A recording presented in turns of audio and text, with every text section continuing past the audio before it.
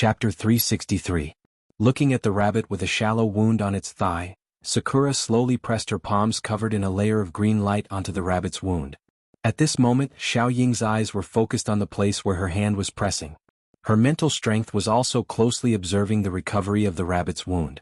Feeling that it was about time, Sakura slowly moved her hands away. The green light that was originally attached to her hands also slowly dissipated. Grabbing the rabbit and walking in front of Nangongje, Sakura said to Nangongje as if she was presenting a treasure, "Uncle Nangong, come and check. This time I feel that I have done a perfect job. I must have healed the little rabbit's wound." Sakura's face was filled with pride. This was because she had failed a few times before. The healing technique she used was either completely ineffective, or the wound was not completely healed. This time, Sakura felt that she had used the healing technique to its maximum potential. There should be no problems. "Is that so? Then I will help you check." Hearing Sakura's confident words, Nangongje also smiled as he took the rabbit from Sakura's hands. The little rabbit that was originally trembling and panicking in Sakura's hands immediately calmed down when it was in Nangongje's hands.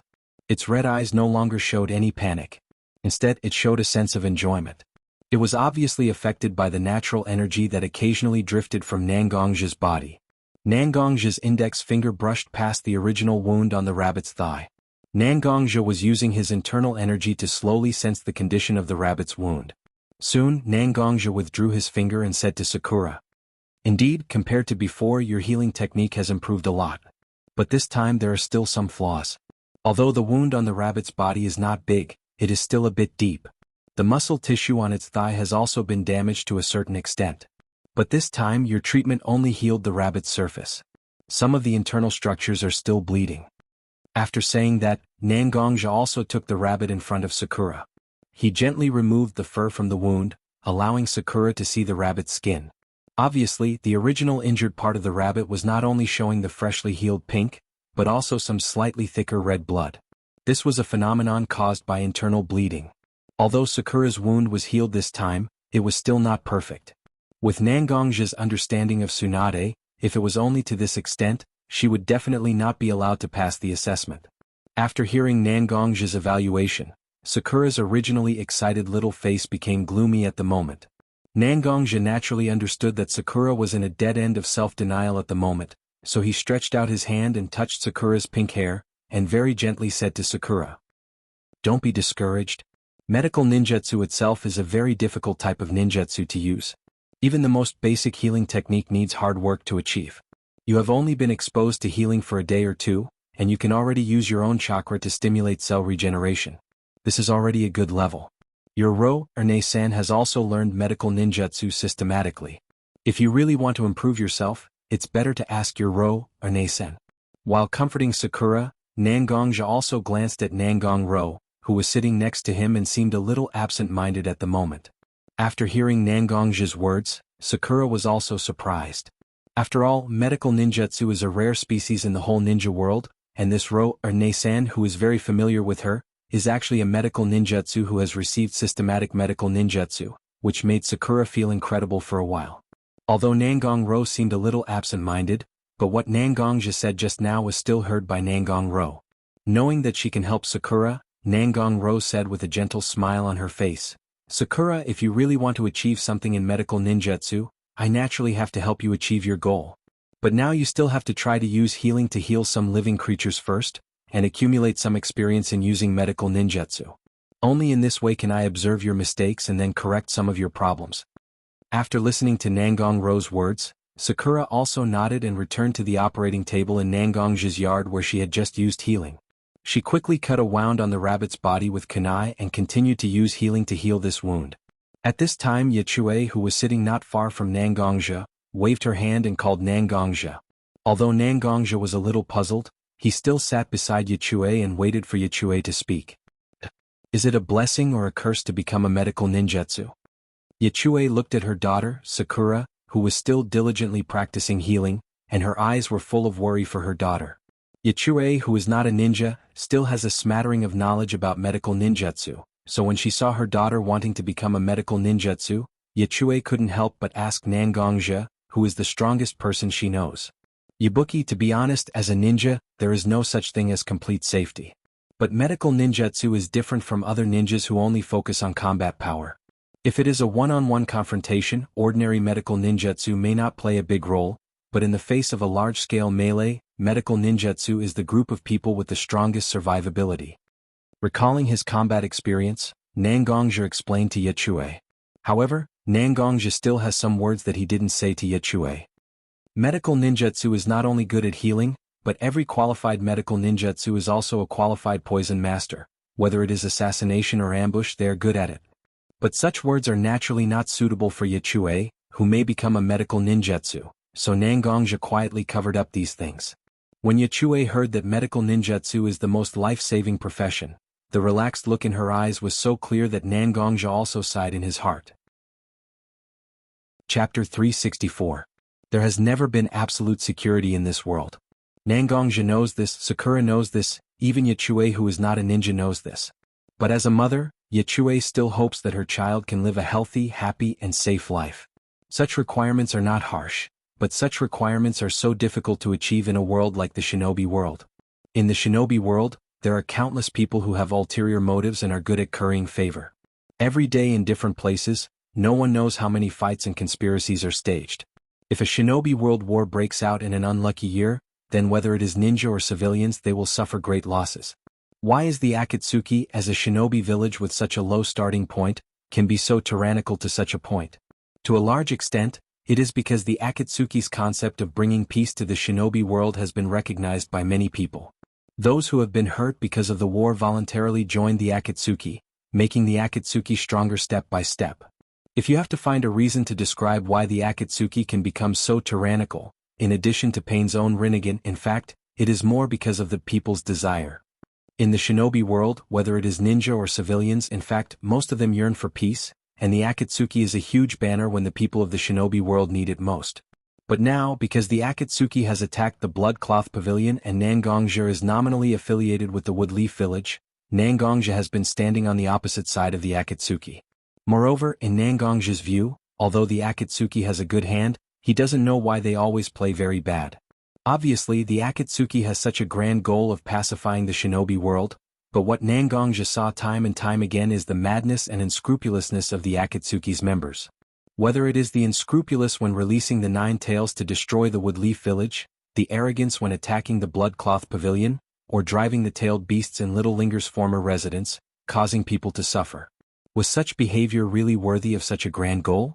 After saying so much, in fact, Nangongzhi and Akatsuki are already standing on opposite sides, regardless of whether it will be Woodleaf representing the old forces of the shinobi world or the new forces represented by Akatsuki in the future. In the end, which side will have the advantage? Nangongzhi could only choose to fully invest in the Woodleaf forces, or completely withdraw the power of Blood Cloth Pavilion and hide. There was no possibility of reconciliation with Akatsuki. Tsunade looked at the documents in her hand with a serious face, because she was holding a few new genin who were expected to be taught directly by Tsunade after many rounds of selection. Among them, Sakura Haruno Ino Yamanaka and Hyuga Hinata were on the list. As a person with a prominent background and a high position in Woodleaf for a long time, Tsunade naturally picked out these 3 girls quickly.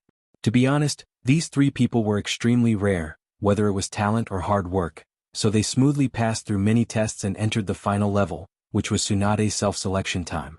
With Tsunade's political sensitivity, she already knew that these 3 children were Watergate's personal goods, and they were also Watergate's means to pave the way for his children. After a few years, as long as these 3 children don't die young, they will become the mainstay of Woodleaf, and they will also become important supporters of Naruto becoming Hokage. Tsunade knew Watergate's mind, but Tsunade didn't want to become a puppet in Watergate's hands. Of course, these 3 people need to be chosen, but she can't choose all of them, otherwise she will be at a disadvantage. This is why Tsunade's face was so serious at the moment. It was really difficult to choose. Needless to say, Hinata was the eldest daughter of the current head of the Hyuga family. Although some news said that Hinata wasn't so valued, her identity was still there. Ino, the heir of the Ino Shikacho Yamanaka family. A long time ago, these 3 families firmly stood on the side of Hokage, and even had a lot of relationship with Tsunade. Giving up like this would be tantamount to ruining her reputation. Sakura, although born a civilian, has a close relationship with Nangongzhi, Woodleaf's new powerhouse. It was almost as if Nangongzhi raised her as his own daughter. After all, Tsunade's strength will only decline with the increase of age, and Nangongzhi is young and strong. When the time comes, she will have to trouble Nangongzhi to take care of her. Watergate's personal goods are difficult to deal with. Not only does it involve the interests of Watergate's own, but it also involves the interests of more people. If one of them is given up, it will cause bad consequences. Tsunade also felt very difficult at the moment. The pen with some cinnabar was raised and lowered several times, but there was no way to make a comment on the materials in front of her. Hyuga family is the past, Ino Shikacho is the present, and Nangongzhi is the future. These three things, what should she choose? After careful consideration, Tsunade finally raised her hand and wrote the word rejected on the document in her hand. And on this document, Hinata's name was written on it. This is the choice made by Tsunade. It has nothing to do with Sakura, Ino, or Hinata's talent. It's just a choice for her future situation after weighing the pros and cons. Nangongzhi himself is a strong person in the growth period. There is no need to offend such a person. Ino Shikacho family works hard and has a close relationship with the Hokage clan. It is natural for her to give them face. But Hyuga family, as one of the two major Woodleaf clans, now that the Uchiha clan is destroyed and Hyuga family dominates, everyone knows that Hyuga family is a grasshopper in the autumn and can only barely survive. Therefore, Tsunade made the choice to give up accepting Hinata as a disciple, but she can't end it so casually. So Tsunade put down the things in her hand and called her disciple, Shizun. Shizun, go and get my medical ninjutsu notes and some gifts for visiting. We will go out together in a while. Hearing Tsunade's words, Shizun couldn't react for a while. After all, Tsunade doesn't like such things. Tsunade once said that instead of wasting time on meaningless things like visiting each other and greeting each other, it's more interesting to drink a little wine and open a gambling house. However, obviously after returning to Woodleaf, Tsunade has begun to change her way of life. She doesn't know whether it's good or bad. Chapter 365. Standing in front of the Hyuga family's gate, Tsunade was in a trance. Although it seems that the Hyuga family is still a big Woodleaf family, Tsunade didn't know why she felt that the Hyuga family was declining from the inside out. Sure enough, no matter how glorious it was, there will always be a day of decline. Tsunade didn't know why, but she suddenly had such a thought in her mind. She asked Shizun to go to the gate and explained her purpose to the gatekeeper. Tsunade stood at the gate and waited for someone to welcome her in. But unexpectedly, Hyuga Hayashi, as the patriarch of the Hyuga clan, actually walked out of the gate of the Hyuga clan at this moment while holding the hand of his youngest daughter, Hyuga Hanabi. Seeing Hyuga Hayashi, even as a Sannin, Tsunade had to give some face to the Hyuga family. So she hurried a few steps forward and slightly bowed to Hayashi. I thought it was the younger generation of the Hyuga family who came to greet us, but I didn't expect the head of the Hyuga family to personally come out to greet us. We are visitors, how can the head of the family come out to greet us? As a member of a big family, Tsunade naturally understood that it was a great honor for the head of the Hyuga family, Hyuga Hayashi, to personally come out to greet them. She remembered that she came to visit because of the Hyuga family's face. Even Tsunade felt a little guilty. It's okay. Tsunade-sama is a direct descendant of the Senju family. Compared to the Hyuga family, it's a real family. It's not a big deal for me to come out to greet you. You and I shouldn't stand at the gate like this, please come in for a chat. With that said, Hyuga Hayashi made a gesture, apparently inviting Tsunade and Shizun to enter the Hyuga family's land. Then it's better to accept. Tsunade was a forthright person. When she heard Hayashi's words, she naturally didn't have any resistance. Instead, she accepted Hayashi's invitation. As the head of the clan, Hyuga Hayashi's courtyard was naturally located in the center of the Hyuga clan. Compared to the other Hyuga houses, Hyuga Hayashi's courtyard was large, but it didn't have any ostentatious extravagance. Instead, it exuded a simple aura. Perhaps this was the spirit of the Hyuga family? After all, in Tsunade's impression, most Hyuga ninjas were somewhat old-fashioned and conservative. Led by Hyuga Hayashi, the four of them entered the courtyard belonging to the patriarch. They sat in a tea house. After inviting Tsunade and Shizun to sit down, Hyuga Hayashi began to wash his hands, rinse his mouth and prepare for the tea ceremony. Knowing that Hayashi was following the ancient etiquette of serving tea to the guests, Tsunade naturally watched patiently as Hayashi lit the charcoal, boiled the water, and made the tea step by step. This kind of tea ceremony was very time-consuming. Even if Hyuga Hayashi's movements were very agile, it still took nearly half an hour. Tsunade and Shizun, who usually didn't like to kneel, felt uncomfortable at this moment. Looking at Hyuga Hanabi, who came with Hayashi, The little girl sat steadily at the moment as if she was already used to it. Please? Holding a huge teacup, Hayashi's left hand held the bottom of the teacup, and his right hand held the edge of the teacup. He slowly rotated the teacup in his hand, and the bright yellow pattern vaguely resembling a flower on the blue-gray teacup was facing Tsunade. He placed the teacup on his forehead and handed it to Tsunade. After seeing Hayashi handing over the teacup to her, the solemn feeling from the bloodline immediately emerged from Tsunade's heart. Tsunade straightened her body and respectfully reached out her hands to take the teacup handed over by Hyuga Hayashi.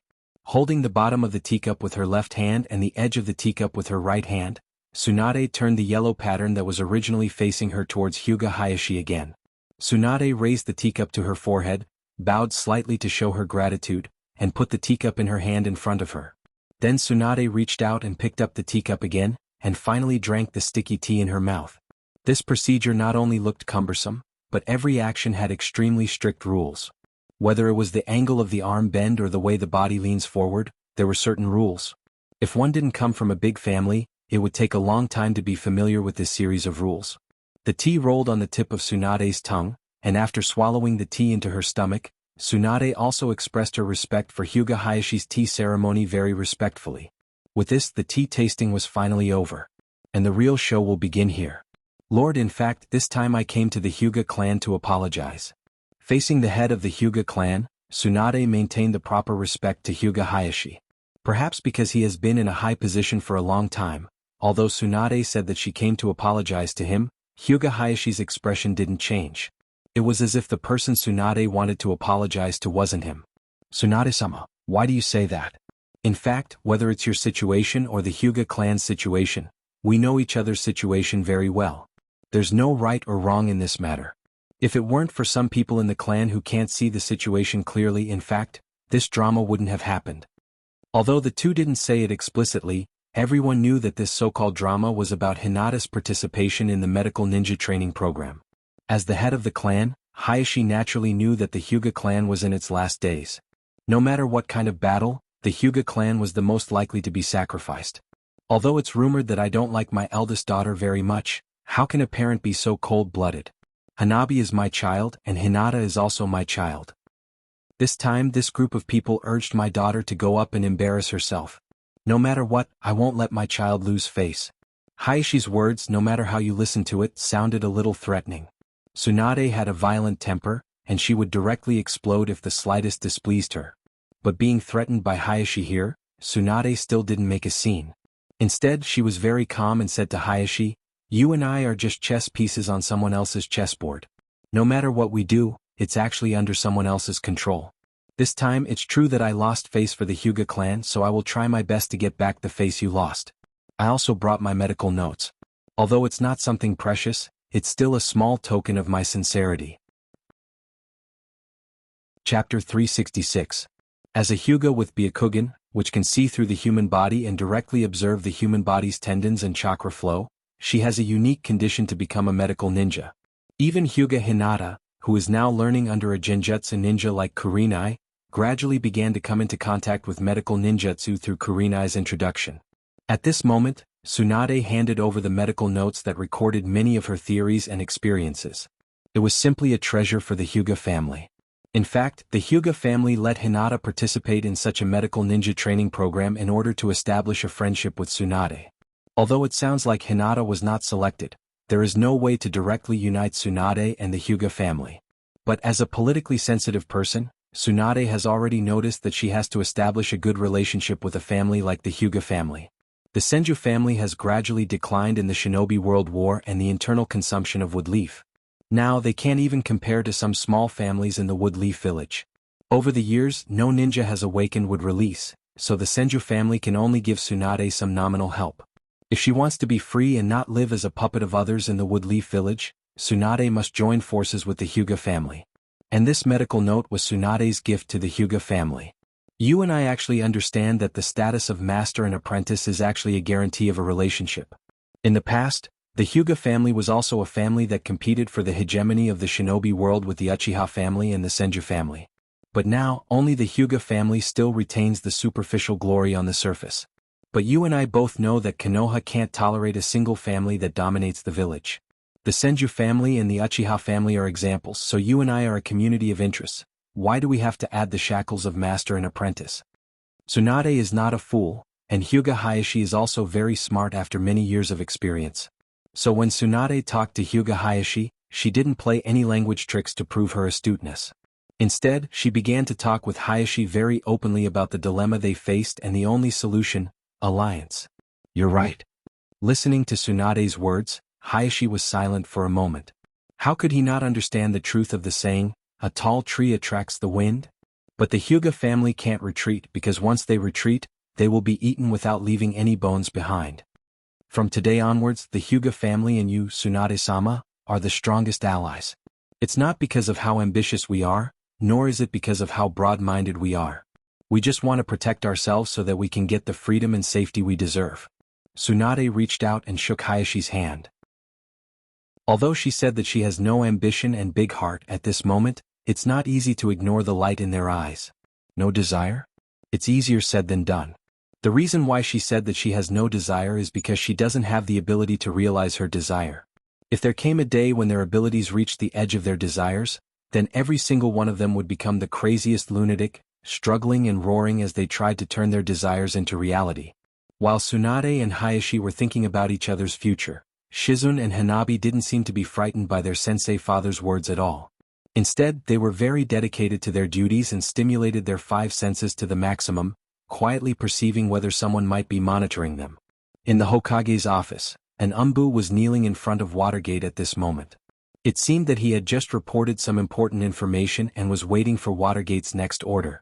On the other hand, Minato was unhurriedly stroking his chin with his fingers as if he was thinking about something. But at this moment, Minato's eyes shone brightly as if he had seen something interesting. She's worthy of being from a big family. Even if her family is in decline, she's still familiar with a set of methods. She just handed me the list of people who passed, but then she brought her men to the Hyuga family's door? Even the old stubborn Hyuga Hayashi personally went out to greet Tsunade's arrival? I didn't expect Tsunade's sense of smell to be so sharp. Isn't it good to be a clay bodhisattva worshipped by people? Why did she have to make so much trouble? In the end, it's really unknown who will suffer. Or is it that some of the things that happened in the Senju clan have made it difficult for this strong woman to suppress the backlog in her heart? Watergate murmured unconsciously, but the Umbu kneeling in front of Watergate was already trembling at this moment. These things, is it something that I can casually know? Although I can guarantee that I will never reveal a word, but my guarantee is not an effective way to make people feel at ease. I'm just a small Umbu who passes information. Usually, I pass information in letters sealed with scorched lacquer. But now, I can hear a lot of things that I shouldn't tell outsiders. So, can I really leave the Hokage's office intact? Watergate also seemed to be aware of the abnormality of the Umbu in front of him. The quick-witted Watergate has quickly understood the thoughts in the Umbu's heart. He stood up from his position and slowly walked to the side of the Umbu. His slender fingers gently rested on the Umbu's shoulder. Well, don't be afraid. You're my direct subordinate in the Dark Unit, and you can be considered as my confidant. Although these things came from my mouth, you don't have to mind as long as you don't say it, it doesn't matter. You go to Nangong's house and ask Nangong to come over, I have something to discuss with him. Although Watergate's words were not so beautiful, but it made the Umbu feel warm in his heart. As the supreme leader of a shinobi village, Minato's means of understanding people's hearts can be said to be extremely superb. The Umbu kneeling in front of him is actually a new member of the Umbu under the Hokage. Minato's appearance at the moment is actually a kind of encouragement and test for his own Umbu. In the next month, there will be a confidant of Minato closely watching this Umbu to see if he is trustworthy.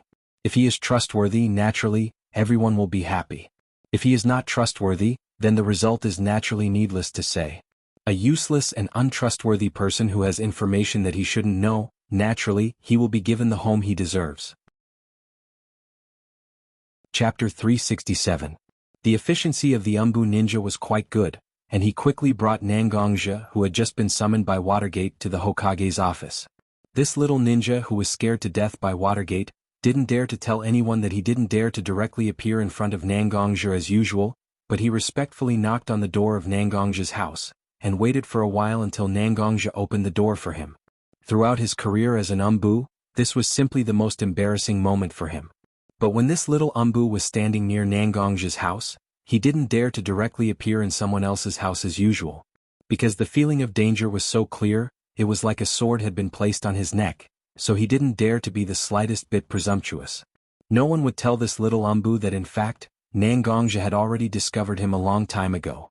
Nangongja has always been very disgusted with the behavior of Umbu ninjas directly appearing in his house regardless of the occasion, so the moment he discovered this Umbu, Nangongja has already used his Shur, which he has been practicing for many years to suppress this little Umbu, and maybe this little Umbu will know what to do. Hokage-sama, I don't know why you called me here? Facing Watergate, Nangongja wasn't very respectful, but he also maintained the proper interests. The salute was reasonable, but it also seemed to be 1,000 miles away. Watergate saw Nangongja's attitude, but he wasn't angry. Instead he walked to Nangongja's side with a smile, and prepared to pat Nangongja's shoulder to show his kindness. When he found that Watergate wanted to pat his shoulder, Nangongja turned his body directly to avoid Watergate's action. But he didn't pat his shoulder, so Watergate's hand naturally made an ugly arc in the air.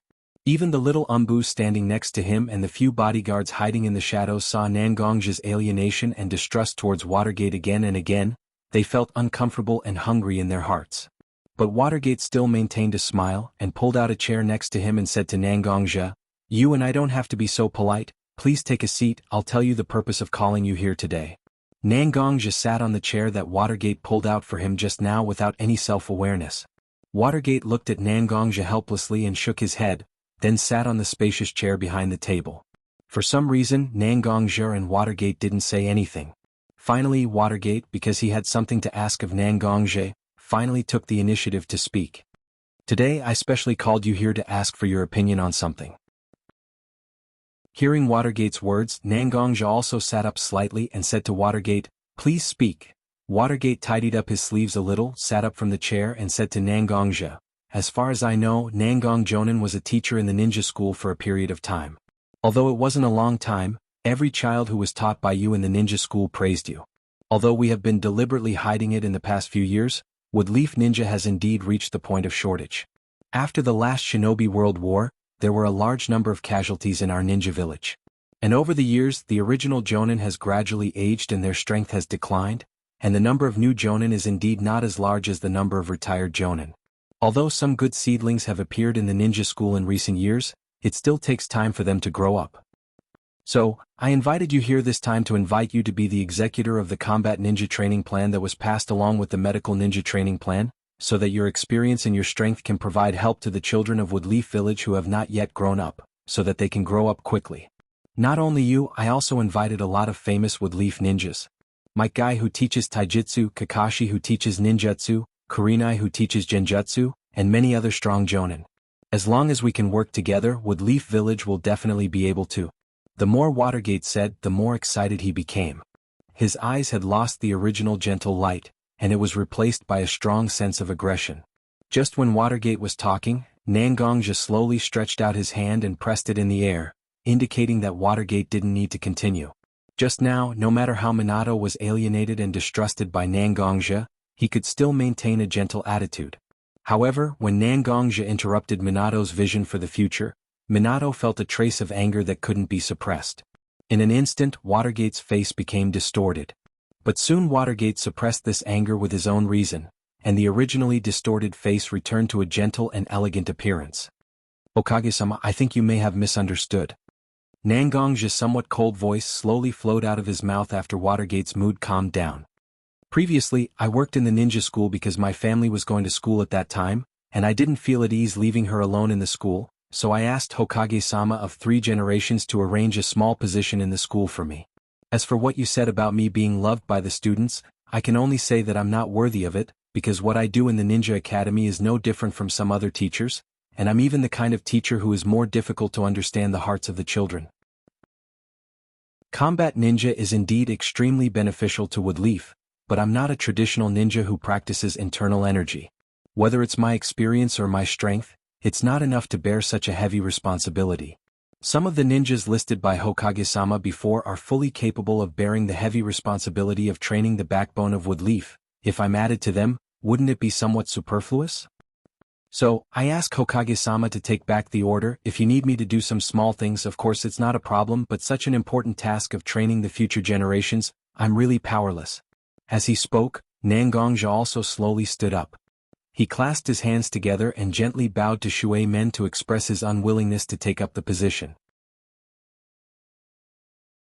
Chapter 368.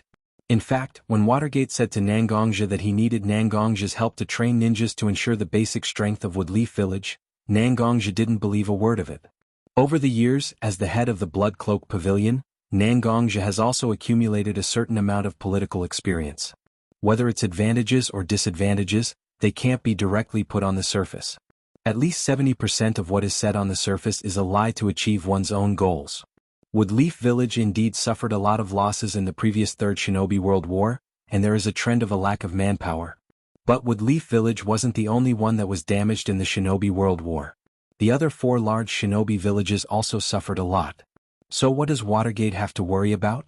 At least in the next few years, these Shinobi villages won't be able to launch a large-scale war. Why does Watergate have to be so eager to train Woodleaf Village's new strength? After thinking about it, Nangongja can only conclude that Watergate didn't do it for self-protection, but for improvement. Gathering all the high-end strength in the Shinobi village, delaying the number of missions completed, and training more ninjas with combat ability. No matter how you think about it, it doesn't seem like something that a conservative person would do, right? And on the other hand, all the Shinobi villages are basically in a weak period.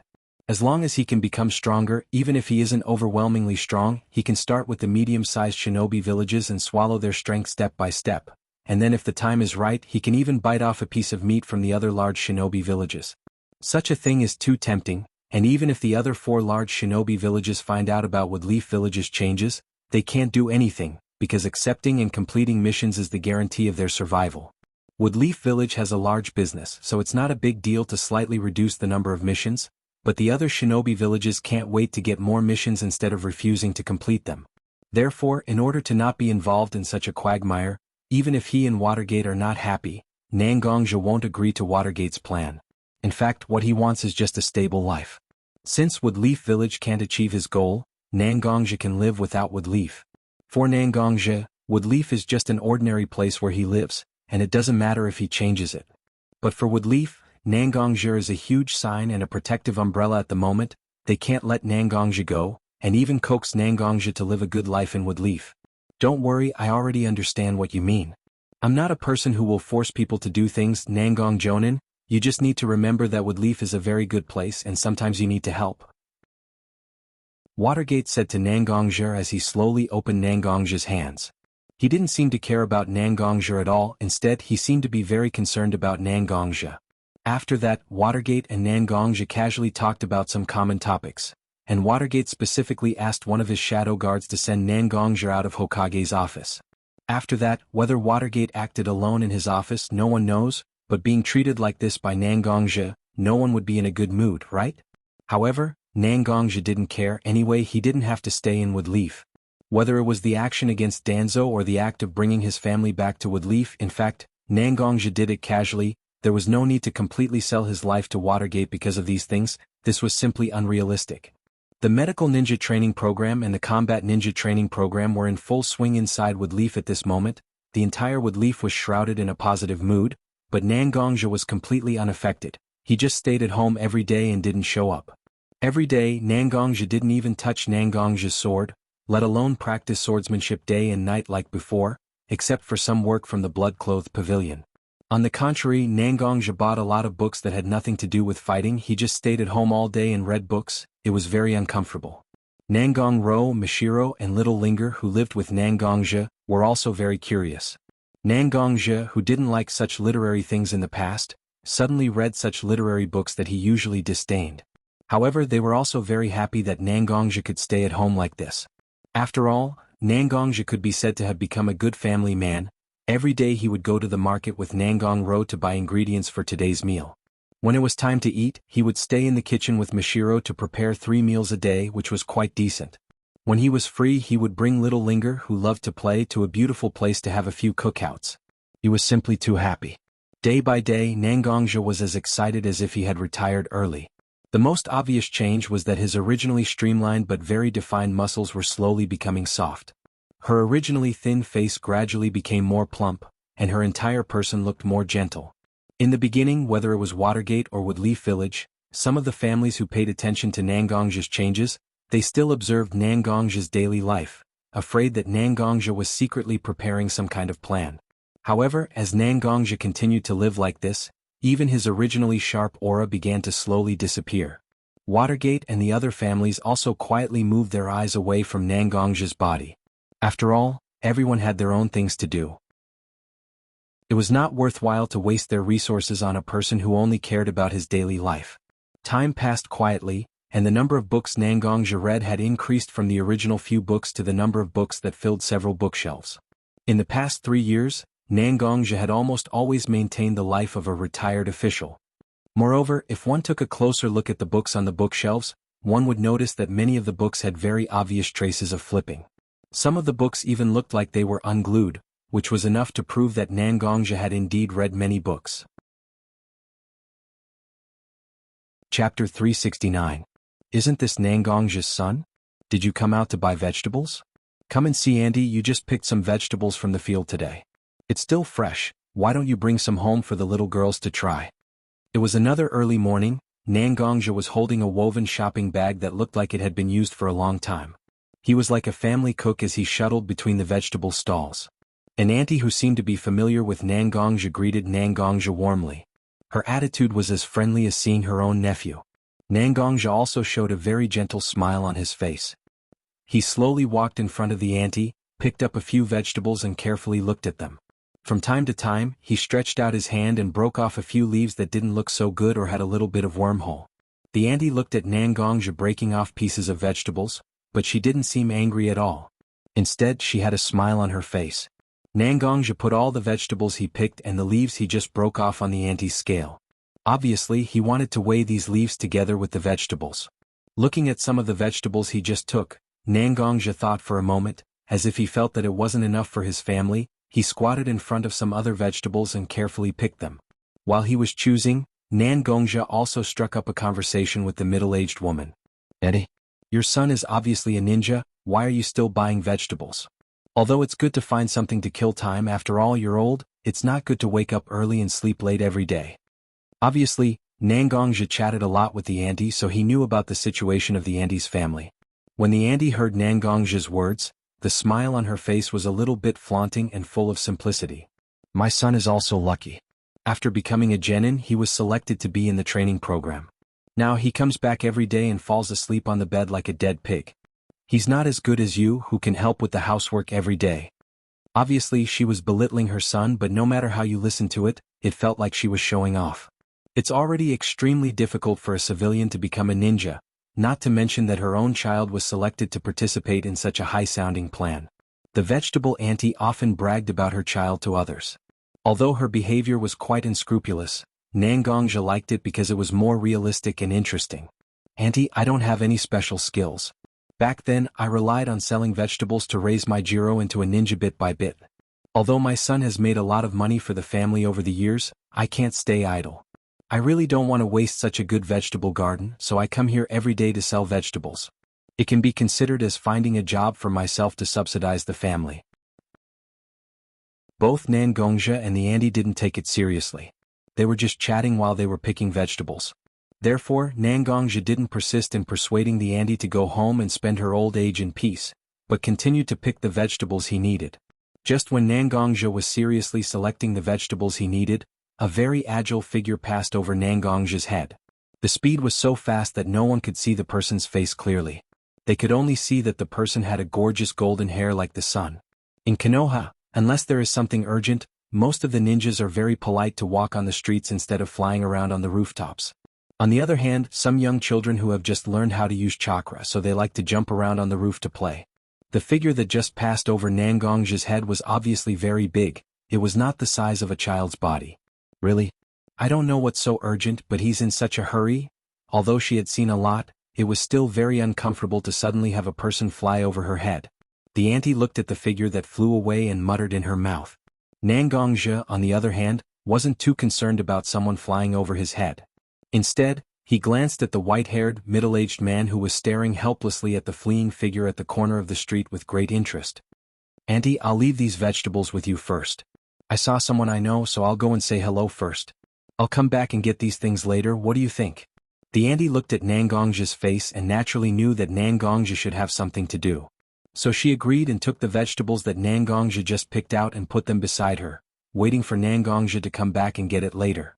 After Nangongja smiled at the auntie, he slowly walked to the corner of the street and patted the shoulder of the white-haired man who looked quite old.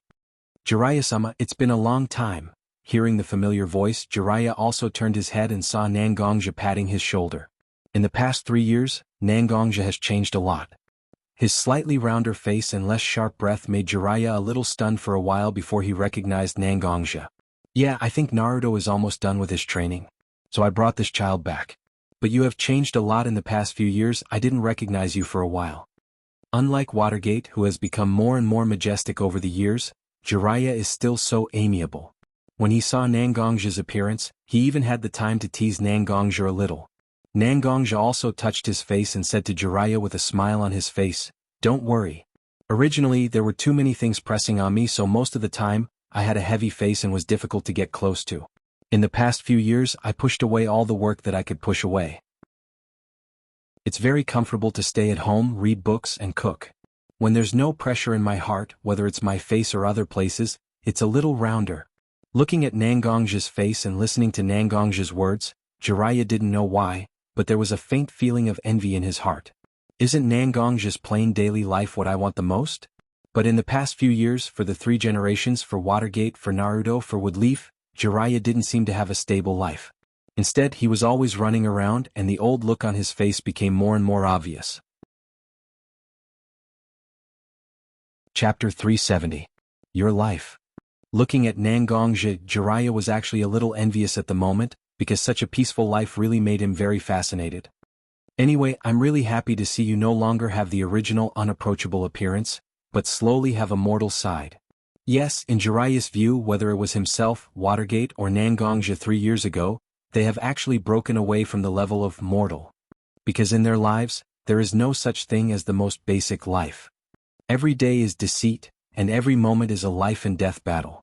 Such a life is not what a normal human being should have, and humans who have such a situation are naturally not normal mortals. On the contrary, the current Nangongja has an indescribable gentleness on his face all the time.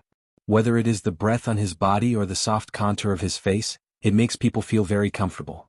If Jiraiya had to find someone to compare with Nangongja, perhaps only Naruto, who has followed him for 3 years and whose strength has increased a lot, but has always retained the heart of a child, can have such qualifications, right? Even Watergate didn't have such a state. Naruto is like the sun hanging high in the sky, hot and intense, releasing his light and heat for everyone without reservation, making the ice in everyone's heart begin to dissipate under such sunshine. On the other hand, Nangongja was more like a stove used at home. It wasn't blazing hot, but it constantly emitted a warm aura. This kind of warmth was so quiet and refreshing, making everyone feel incomparably comfortable. The appearance of a mortal. After listening to Jiraiya's words, Nangongja slowly reached out and touched his face and said with amusement, "So becoming a mortal is just a little fat? Then Jiraiya-sama, you are also a standard mortal." Nangongja's words made Jiraiya laugh. "Isn't this a way to say that I'm fat? When did the original Nangongja make such a joke with me?" It can be seen that Nangongja has indeed changed a lot. "You suddenly joked with me, I really can't accept it so quickly for a while. You used to be cold, but now you take the initiative to make fun of me. No, the difference is too big, I need to calm down." Jiraiya didn't pick up Nangongja's words just now. Instead, he directly told Nangongja that he couldn't accept Nangongja's change. Nangongja naturally understood Jiraiya's meaning. He understood that Jiraiya and Naruto had just returned to Woodleaf Village and must have a lot of things to do, so he immediately said to Jiraiya very understandingly, I know that Jiraiya-sama should have just returned to Woodleaf, and Naruto hasn't seen his father and mother for a long time. You're also going to find them, right? I won't bother you today, but you must come to my house when you have time. In the past few years I have been practicing my cooking skills, and I will make your eyes light up." Although Nangongja didn't say her name, both of them knew that Jiraiya must want to see the woman he loved deeply. So Nangongja also gave Jiraiya a good excuse to end the conversation. Jiraiya cupped his hand and said to Nangongja, "I'll leave first. Then I'll take my leave first. I reckon that there will be a lot of trivial matters in the next 2 days. If I have time, I will definitely come to your house and have a good taste of your self-praising skills." As soon as his voice fell, Jiraiya jumped to the roof, obviously chasing after Naruto who had run away just now. Nangongja also slowly walked to the front of the stall of the auntie who was selling vegetables just now, reached out and took the vegetables he had just stored in the auntie's stall. He took out his wallet from the inner pocket of his coat, counted the money and handed it to the auntie to pay the bill. The auntie looked at Nangongja curiously while giving Nangongja the change. Finally, it seemed that she couldn't hold back her curiosity and said to Nangongja, "Is the person who just talked to you Jiraiya-sama?" Hearing the auntie's question, Nangongja was a little surprised. After all, although Jiraiya's name was famous, there were not many people who could recognize his face. The last time Jiraiya appeared in Woodleaf was 3 years ago. It was amazing that the auntie could recognize Jiraiya. "It's indeed Jiraiya-sama. How did you recognize him? Jiraiya-sama hasn't appeared in public for nearly 3 years." Hearing Nangongja's doubts, the auntie seemed to be excited for a while. She said to Nangongja with a red face, "I'm actually about the same age as Jiraiya-sama. Back then Jiraiya-sama's house was not far from my house. We used to see each other all the time. No one would have thought that the little rascal who liked to peep at the women's bathhouse has now become a famous sannin. Even Hokage-sama is Jiraiya's apprentice." Speaking of which, after the water sect came to power, there were quite a few people who dug up some things about the water sect. Watergate himself also wanted to use Jiraiya's reputation to cover up the fact that he was an orphan, so it could be regarded as promoting the more glorious side of Jiraiya. Although Nangongja knew that even the current Jiraiya was actually just a little rascal who peeped at the women's bathhouse. But now he not only peeped at the women's bathhouse but also wrote a small book, but these words couldn't be said casually. After casually dealing with the auntie for a while, Nangongja carried some vegetables and walked in the direction of his home. During this time, Nangongja has basically taken over the responsibility of cooking at home. Even Mishiro is now only helping Nangongja when cooking. Today, because he met Jiraiya and chatted a few more words, now he actually came home 20 minutes later than usual. She still didn't know how hungry the girls and her family were. Thinking of this, Nangongja couldn't help but speed up his pace. There was no afterimage, no smoke, but Nangongja moved forward on the road at a very fast speed. Step by step, seemingly ordinary steps, he moved far more than the length of a step. Did Nangongja really waste 3 years like this? Chapter 371. Brother Nangong. You're finally back. Why didn't you come home for so long? As soon as he opened the door, Little Linger stood in front of Nangongja angrily. She had a look of strong condemnation written on her face, and she lost her temper at Nangongja. Speaking of which, Little Linger was not young anymore, but in front of Nangongja, she still looked like a child. Although Little Linger complained, Nangongja was not annoyed. He smiled and touched Little Linger's head and said to Little Linger, "It's my fault. When I was shopping today I saw Naruto and Jiraiya returning to the village, so I chatted with Jiraiya for a while. I didn't expect time to pass so fast and I was late to cook. It's okay, brother will cook for you now, okay?" Little Linger was not an unreasonable person. When she heard Nangongja say that Naruto was back, Little Linger suddenly remembered the child who had been following her behind in the past. Naruto Komatsu is back? This guy has been gone for 3 years, I don't know what he is like now. Although Little Linger was still muttering, Nangongja didn't mind at all. He just changed his coat and shoes and ran into the kitchen with the ingredients he just bought. Mishiro saw Nangongja coming over, and he reached out and took the bag in Nangongja's hand. He took out the ingredients one by one, put them in his refrigerator, and then said to Nangongja, "Jiraiya-sama is back?"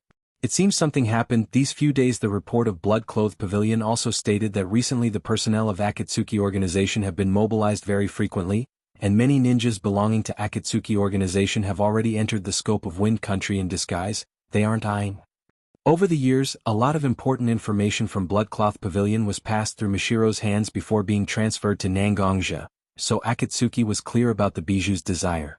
Originally, he thought that Akatsuki would first target some people who didn't belong to a big ninja village or didn't have a high status like Column Force, but now Akatsuki's power has slowly penetrated into the Wind Country. Ichibi Shikaku. Nangongja knew what Mishiro meant, and he couldn't help muttering to himself. Gaara, as Ichibi Shikaku Column Force, he had already ascended to the throne of the Kazekages.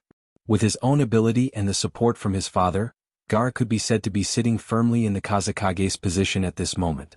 It was indeed very surprising that Akatsuki dared to attack Gaara. But thinking about it carefully, it also made some sense. First of all, among the 5 major countries, the Wind country was indeed a weak country.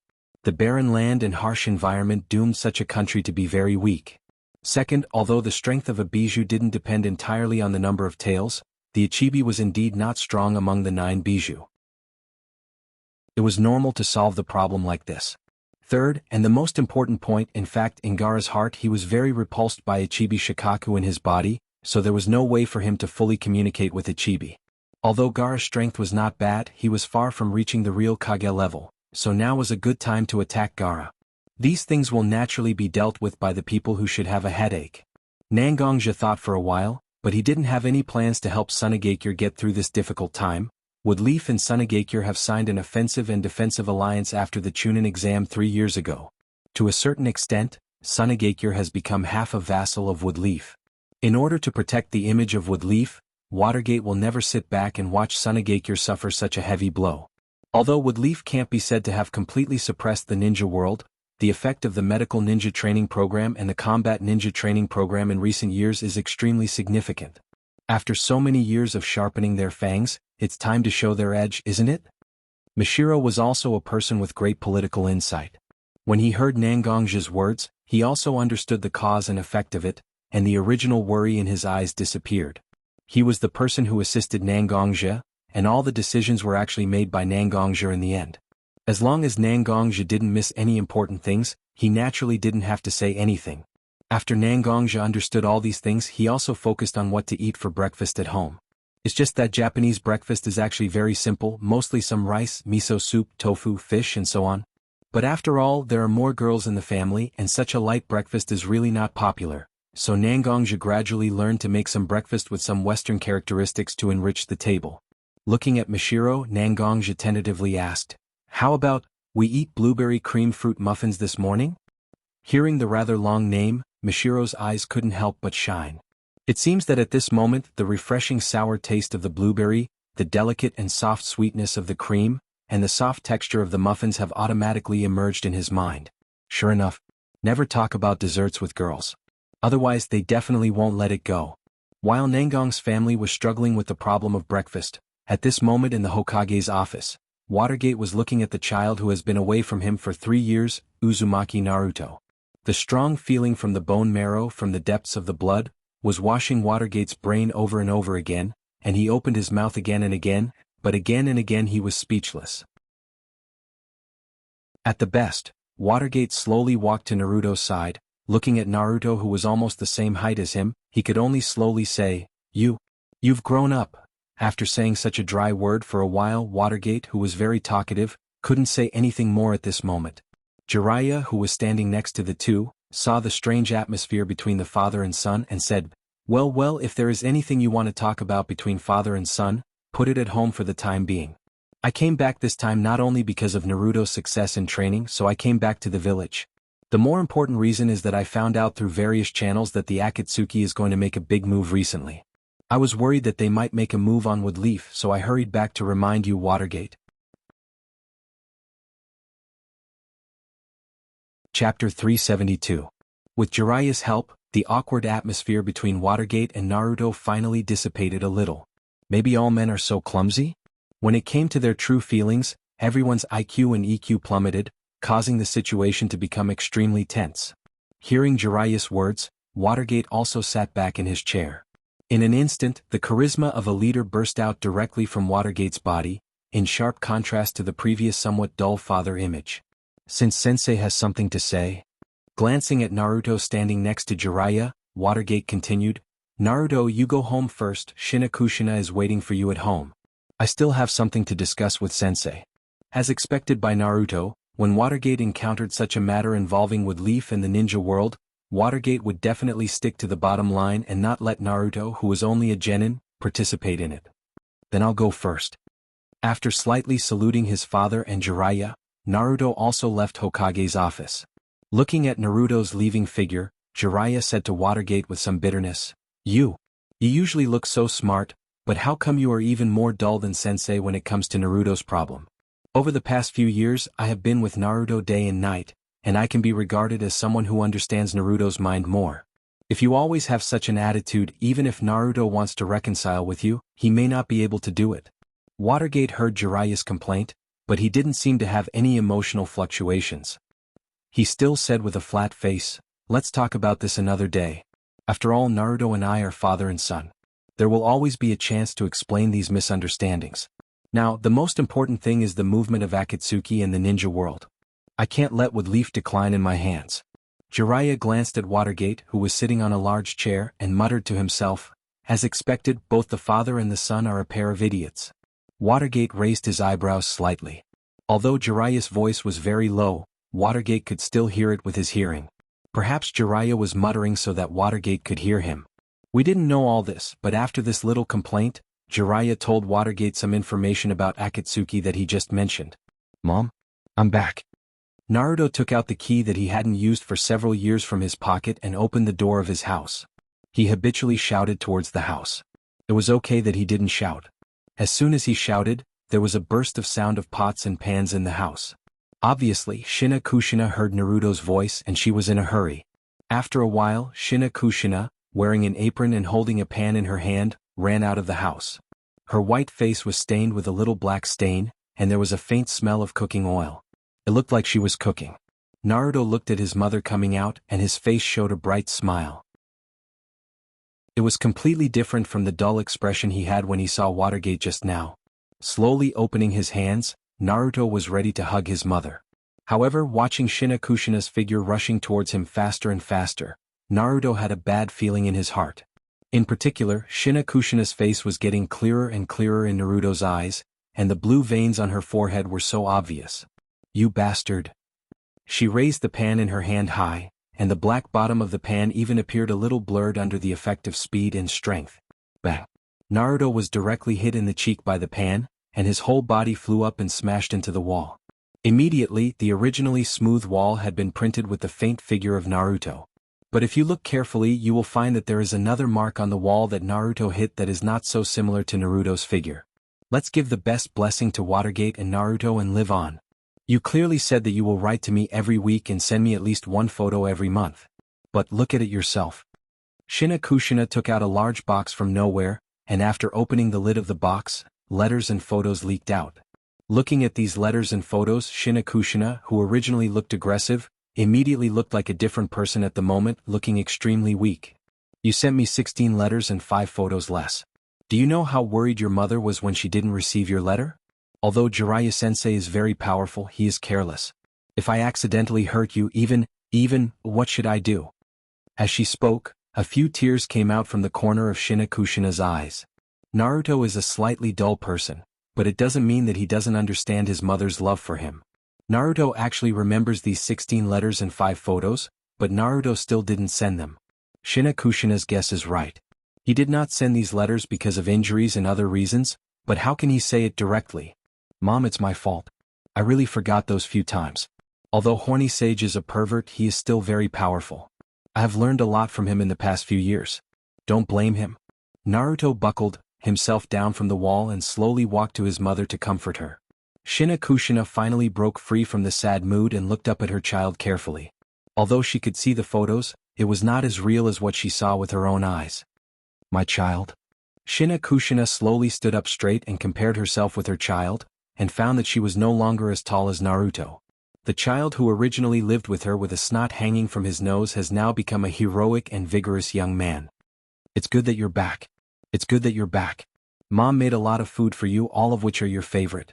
Let's go eat and then you can tell me about your experience in the past few years, okay?"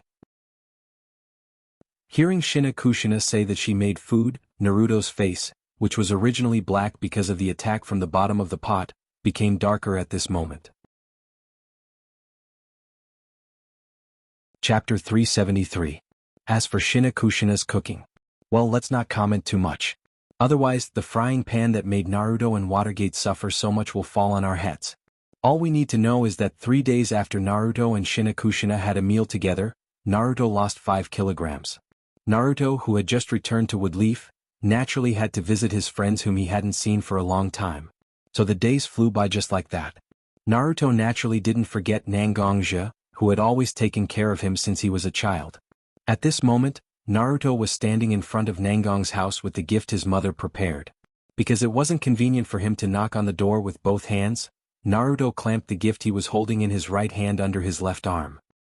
He extended his hand and gently knocked on the beautiful red wooden door of the Nangong family. Soon a response was heard from the courtyard. The door creaked open and Naruto was able to see Uncle Nangong, whom he hadn't seen for several years. Even though Kushina repeatedly told Naruto that Nangongja had changed a lot in the past few years, Naruto was still so shocked that the gift in his hand fell to the ground. Fortunately, Kushina was careful when she prepared the gift and didn't put anything fragile in it. Otherwise, so many gifts would have been wasted. Naruto came around 11 o'clock and it was almost lunchtime. Naruto probably chose this time to avoid being baptized by his mother's delicious food. Since he was a child, Naruto liked to eat at Nangong's house. After all, Mishiro's cooking was really good. Nangongja had begun to take on the responsibility of cooking for his family in the past few years, so at this moment, Nangongja was wearing an apron and holding a big spoon in his hand to open the door for Naruto. Nangongja's somewhat round face and gentle temperament reminded Naruto of the cafeteria uncle when he was in ninja school. Nangong. Uncle Nangong. Looking at Nangongja's current appearance, Naruto stuttered. Although I have always called you uncle, you have always been super handsome in my heart. That cool temperament and handsome face, how did you really become an uncle now? Naruto's relationship with Nangongja was very good, so he could make some harmless jokes. Nangongja was naturally aware of the changes he had undergone in the past few years.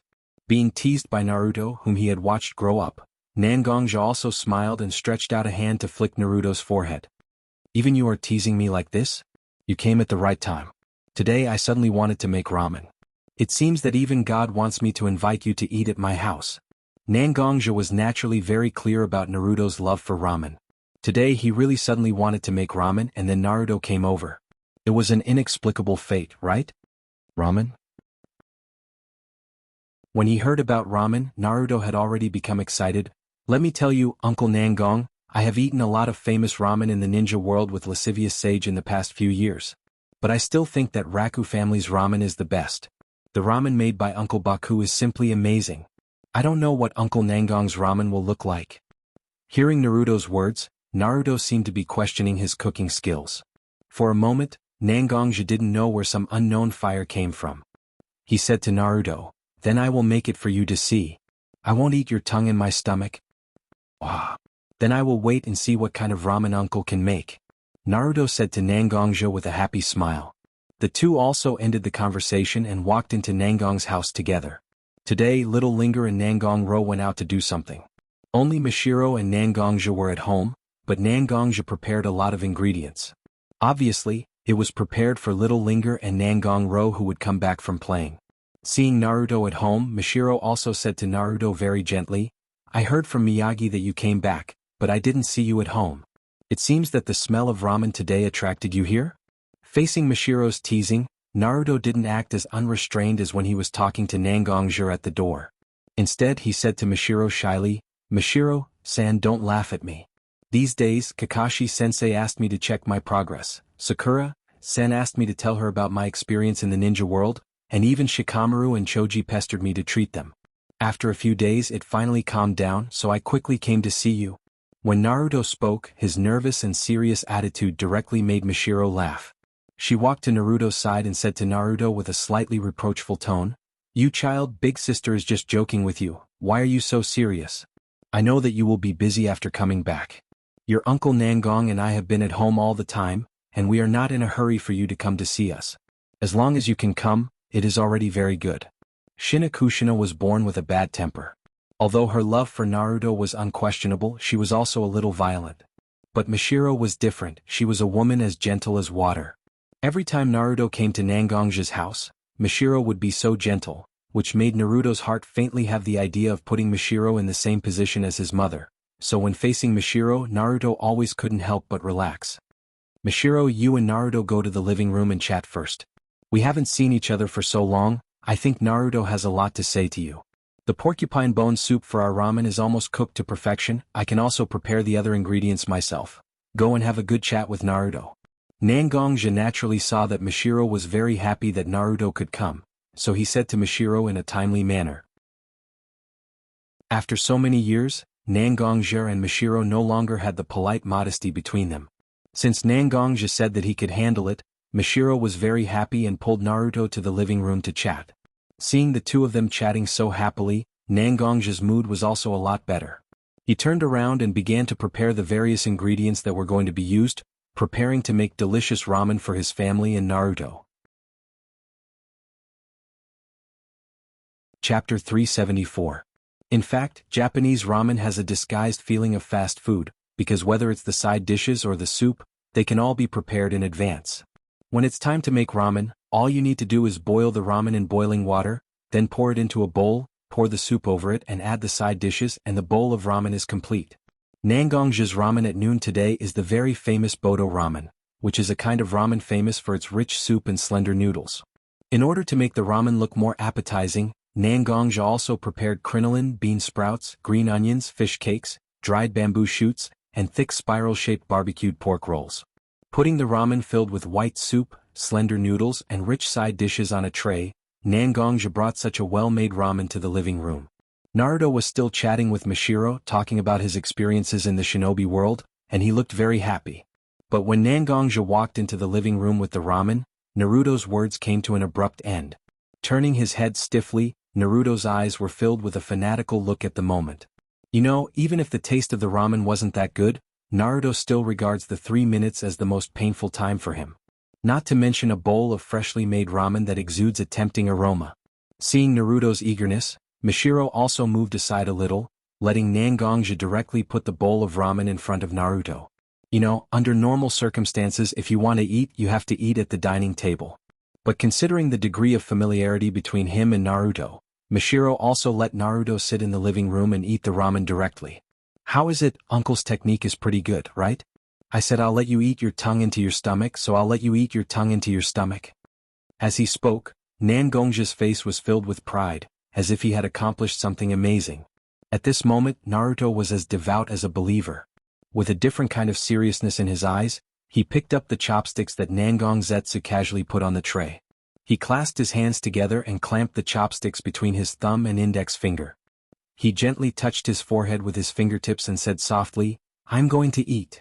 Naruto, who directly began his battle to conquer the ramen, gently separated the side dishes and noodles with chopsticks, holding the bowl with both hands, his mouth close to the edge of the bowl, obviously ready to taste the soup base of the ramen. Looking at Naruto's serious and devout appearance while eating the ramen, Nangong and Mishiro simply couldn't connect this Naruto at this time with his usual lively appearance. Looking at Naruto like this, Nangong couldn't help but smile, and then he also prepared the ramen for himself and Mishiro for lunch. On the other side, although Naruto looked particularly devout when eating, his speed was still very fast, and the noises he made when eating noodles were very loud. The sound of slurping was endless, and Nangong was very happy to see that Naruto could like his ramen so much. But the so-called happiness was always temporary, and he didn't know when troubles would befall him. Naruto put the last piece of roasted pork in his bowl between his chopsticks, and his nose slightly opened to smell the wonderful aroma of the roasted pork. Just as this delicious roasted pork was about to enter his mouth, a burst of cramped knocking on the door interrupted Naruto's pilgrimage eating journey. Although Nangong didn't look as serious as Naruto when eating ramen, he still didn't like people interrupting his meal like this. Sitting next to him, Mishiro was about to get up and open the door. Nangong stood up and walked towards the door by himself. Without asking who was standing outside the door, Nangong directly opened the door of his house. And standing outside the door was an Umbu ninja who was wrapped up in a thick cloak. Respectfully bowing to Nangong, the Umbu ninja said to Nangong, "Sorry to disturb you."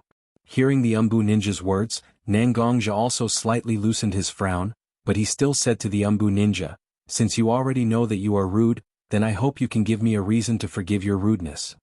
This time I'm not conveying orders to Nangong-sama, but to Naruto who is in your house. Sorry, due to my duty, I can't tell you the details of the truth. After all, an Umbu ninja is an Umbu ninja and he still has the basic quality. Regarding the confidential information that may be involved in his mission, the Umbu ninja will never leak the slightest bit." Nangong looked at the Umbu ninja, and slowly moved his body away from the door, allowing the Umbu ninja to directly enter the yard. The Umbu ninja saw Naruto at a glance, and directly walked in the direction of Naruto, and slowly leaned over to Naruto's ear and whispered a few words. For a while, Naruto's face became rich, and the barbecued pork that attracted Naruto's attention no longer seemed important at this moment. Has this information been confirmed? As if to convince himself, Naruto asked the Umbu ninja. It's true, the information was directly passed from the elders of Sunagakure. Hokage-sama has decided to let you and other people form a team to temporarily go to the Sunagakure to observe, and the main force will be dispatched when it is unavoidable. The Umbu ninja lowered his voice and explained to Naruto. Naruto nodded, stood up and said to Nangongja, Uncle Nangong, I'm sorry, I suddenly have an urgent matter, so I'll go first. But uncle, your ramen is really delicious. If possible, I'd like to swallow my tongue into my stomach. After a slight salute to Nangongja, Naruto and the Umbu jumped on the eaves and poles toward the Hokage's office. Sunagakure. Sure enough, it's not a cover-up? Nangongja actually heard the Umbu ninja's words very clearly, so combined with his own information, it's not difficult to know that the Akatsuki has already started to attack the Sunagakure. A ferocious tiger that had been dormant for so many years had finally bared its fangs. Don't know how many people, under the gaze of this tiger, will be unable to protect themselves? Strengthen the monitoring of the Sunagakure and the Akatsuki. If there is any abnormality, immediately report to me. If necessary, I can also directly go to the Sunagakure to participate in the battle. Looking at Mashiro sitting next to him, Nangongja firmly issued an order, and Mashiro nodded and passed Nangongja's order to the other members of Bloodcloth Pavilion. Chapter 375. Naruto, this is all the information we already know. Looking at Naruto standing in front of him with a serious look, Watergate slowly put the information in his hand with the word, confidential, written on his table. We have confirmed the authenticity of this letter through various means, but counting the time on the road and various delays, it is now the second day since Gaara was kidnapped. We know that Akatsuki has a great desire for Bijou, so we can't guarantee Gaara's safety at this moment. However, this letter is only sent to us in the name of Sunagakure, not in the name of the Land of Wind. So we can't send a large number of ninjas into the territory of the Land of Wind so rashly, so this time we can only send a small number of ninjas into the territory of the Land of Wind. And our final decision is to send Naruto, Haruno Sakura, and Hatake Kakashi to carry out this mission. The current mission level is A level, but it can be upgraded to S level or even higher depending on the situation. Looking at Naruto, Watergate really felt that his child had grown up for a while. According to his previous personality, after hearing that he thought that Gaara's life might be in danger and that there was no way to send a large number of ninjas to increase the number of ninjas, it is estimated that he would immediately explode. But now, although there is still anger in his eyes, he can completely control himself. As the Jinchuriki of the irritable Kyuubi, being able to control his violent temperament to such a degree is already a very powerful thing. Watergate slowly walked to Naruto's side and put his hand on Naruto's shoulder. Gently rubbing twice, looking at his son who was almost as tall as himself, Watergate slowly put his mouth to Naruto's ear. I only know that you are angry, and I know that you can't wait to get rid of those ninjas of Akatsuki at this moment. But don't do it. Because you know the gap between you, and such a gap can't be made up for by a moment of courage. Remember your mission, you are a ninja for investigation, not a ninja for combat. No matter what, he had to protect himself and return safely. Mom and I will wait for you at home. We will wait for you to come back safe and sound. After hearing the first half of Watergate's words, Naruto became even angrier, because Naruto felt that Watergate didn't trust him. But later, Naruto found that it didn't seem to be what he thought. His father, who was called Hokage by everyone, was actually not that cold and ruthless. On the contrary, he seemed to have some faint concern for his son. Over the years, Naruto has traveled in the shinobi world and has seen all kinds of people and encountered all kinds of things. Gradually, he began to understand the emotional problems between people. Thinking back to the past few days when she was at home, Watergate was obviously very busy, but he still insisted on having dinner with his family at home. I know I will come back safe and sound. Naruto's voice was slightly hoarse because of his emotional fluctuations, but it was obvious that the child had recovered his usual calmness at this moment. Sensei, in that case we will go first. Kakashi looked at the interaction between the father and son, and for a moment, there was a little envy in his eyes. If his father was still alive, would he care about him like his sensei? Of course, these are meaningless assumptions. White Fang is already dead, isn't he? Hearing Kakashi's words, Watergate also restored his majestic image as the Hokage. Be careful, no matter what happens, Wood Leaf will be your strongest support. Miyagi, the latest information is here. In Nangongja's house, Mashiro was holding a leather bag and walking in front of Nangongja at this moment. Nangongja took it and checked the ink on it, then Nangongja gently opened the bag. Slowly taking the information in his hand and carefully observing the blurry photos, Nangongja's eyebrows slowly wrinkled a little bit. Akatsuki actually have a way to quickly seal a bijou and transfer it? Well, if they don't have such ability, how could they dare to attack a bijou? Over the years, although Nangongja was clear about Akatsuki's desire for bijou, Nangongja always thought that Akatsuki's plan was to capture bijou column force and then take him to Amigakure or other hidden places to seal him. After all, sealing a bijou not only requires an extremely powerful sealing technique, but also the right time, the right place and the right people, all of which are indispensable. But according to this information at this moment, Akatsuki's ninja actually brought bijou column force, Gaara, to the country of Kawa, which is not that big. There is no possibility of sealing a bijou in such a place. Akatsuki naturally has its own method to quickly seal a bijou.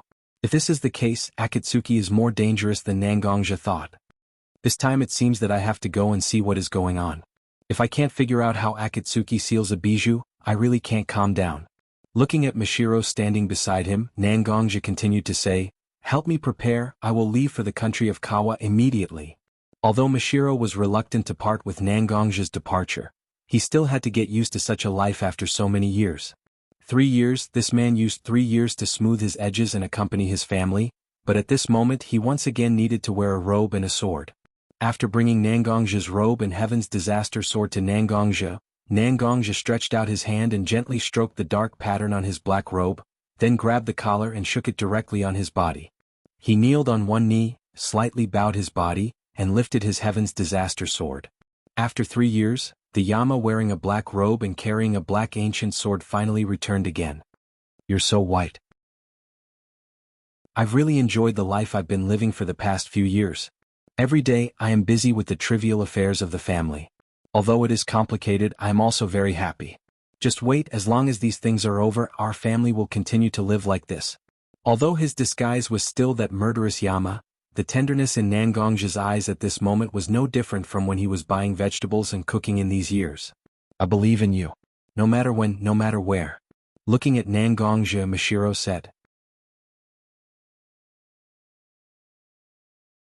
Chapter 376. In a secret cave in the country of Kawano, all the members of Akatsuki were present. The 10 fingers of Geto Mazo were also full of people except for the left little finger. But except for Deidara and Sasori, the others were summoned by the secret ninjutsu of Akatsuki. Just before Sasori and Deidara kidnapped Gaara, the other 8 core members of Akatsuki had already arrived here. The sealing technique used to seal the tailed beast was naturally not so easy to perform. Akatsuki's sealing technique used the power of Geto Mazo. Under the guidance of the chakra of Akatsuki's members, the tailed beast was stripped and sealed in the body of Geto Mazo. At this moment, Gaara was being held in midair by an invisible force, and the 9 official members of Akatsuki continued to inject chakra into Geto Mazo. The 9 eyes of Geto Mazo that were originally closed were half opened at this moment, and the mouth that was originally closed was now slowly opening.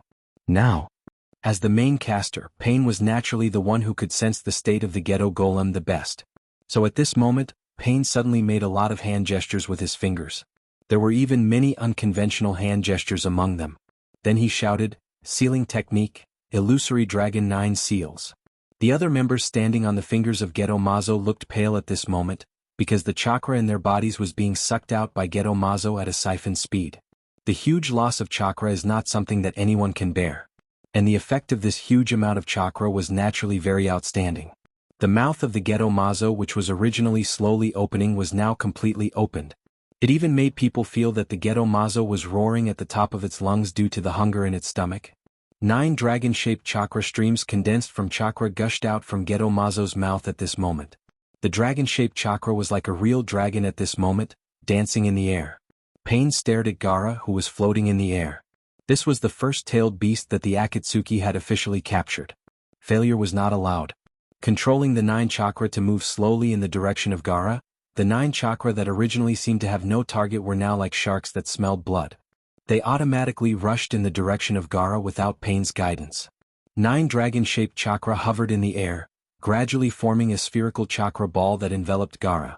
However, the 9 dragon-shaped chakra figures were still clearly visible. As they continued to move, Gaara's face began to turn hideous and painful.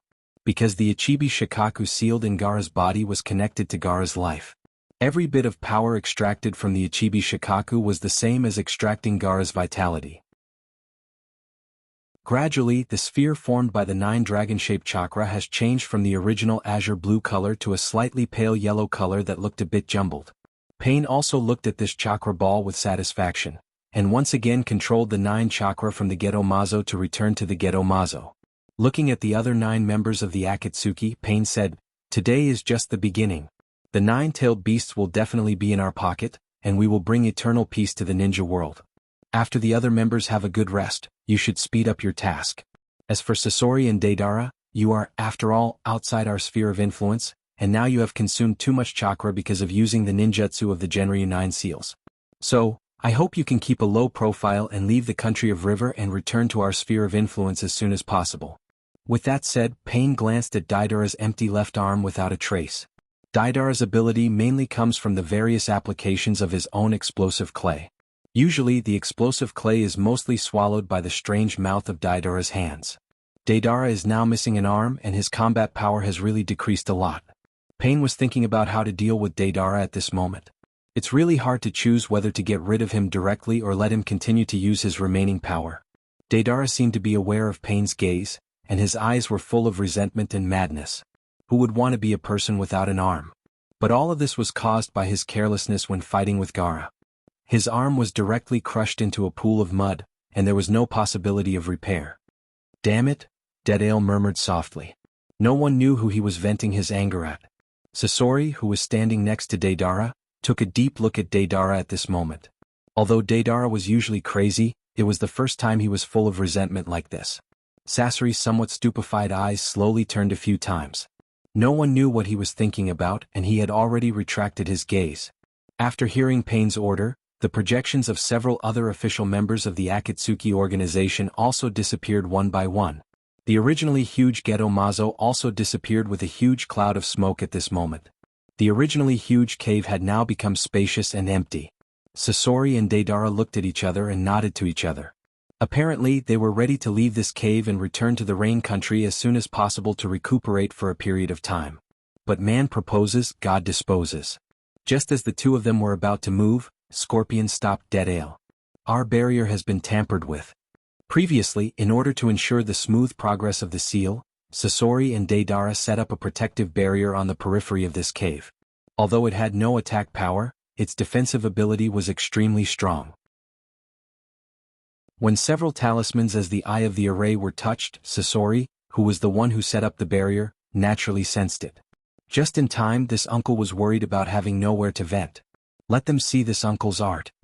Deidara shouted with a trace of excitement, but he couldn't hide the panic from the bottom of his heart. After all, he had just suffered a heavy blow, and the chakra in his body was also greatly consumed. At this moment, could Deidara really display his full strength? "You go first, I'll bring up the rear," Sasori said very coldly to Deidara. "What do you mean?" After hearing his partner's words, Deidara's complexion changed. "You know what I mean, now you are just a burden." Perhaps Sasori realized how hurtful his words were, or perhaps Sasori didn't realize it at all. But the effect of Sasori's words was indeed very outstanding. Although Deidara was indignant at this moment, he still used his remaining chakra and explosive clay to make a clay bird. He sat on it and flew out from a hidden vent at the top of the cave. Only a voice was still echoing in Sasori's ears. "I'm leaving, but you can't die easily, otherwise I will laugh at you for a long time." Chapter 377. Boom. After a deafening roar, the huge rock that was blocking the entrance of the cave turned into huge fragments and scattered in all directions. The fragments contained great power as they shot out in all directions. Many of the fragments also contained great power as they rushed towards Scorpion. Sasori was currently shrouded in Filihu, and out of confidence in Filihu's defense, he didn't avoid these splashing stones. Although Filihu's red robe had become tattered due to the rubble, he was completely unscathed. Filihu's huge, bloated and ugly body was revealed just like that. At the place where the boulder was broken, there were 4 people standing at the moment. Kakashi, who was still covering half of his face, Sakura, who was now slim and full of vitality, Naruto, whose Bijou chakra was slightly exposed due to the change in his inner emotions, and an old man wrapped in a thick robe with wrinkles on his face. In fact, it wasn't just these people. After Naruto's group left, Watergate didn't feel at ease, so he sent Might Guy's third squad, which is the ninja team of Hyuga, Niji, Tien and Lee, to support Naruto's group. These 8 people also met at the entrance of the cave. In order to break the barrier on the boulder blocking the entrance, Guy, Lee, Niji and Tien went to other places to break the barrier. But now they seemed to be entangled by something strange and couldn't go back for a while. Looking at the strange appearance of Filihu in front of her, Chio took a few steps forward and said to Sasori, "My grandson. I haven't seen you for a long time, and you want to face your grandmother with this attitude?" After hearing Chio's words, Sasori's slightly hoarse and strange voice came from Filihu. "Grandma, you and I are both puppeteers, what's the point of saying such words?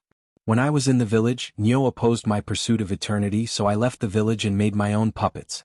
This Filihu is one of my works, and as a puppeteer, it's ridiculous to give up on your own puppet and fight." Xiaoying was also very curious about the thing in front of her that had been transformed into various mechanisms, but it had a human aura. But now, after listening to the conversation between Chio and Sasori, it seemed that this strange thing seemed to be a taboo puppet.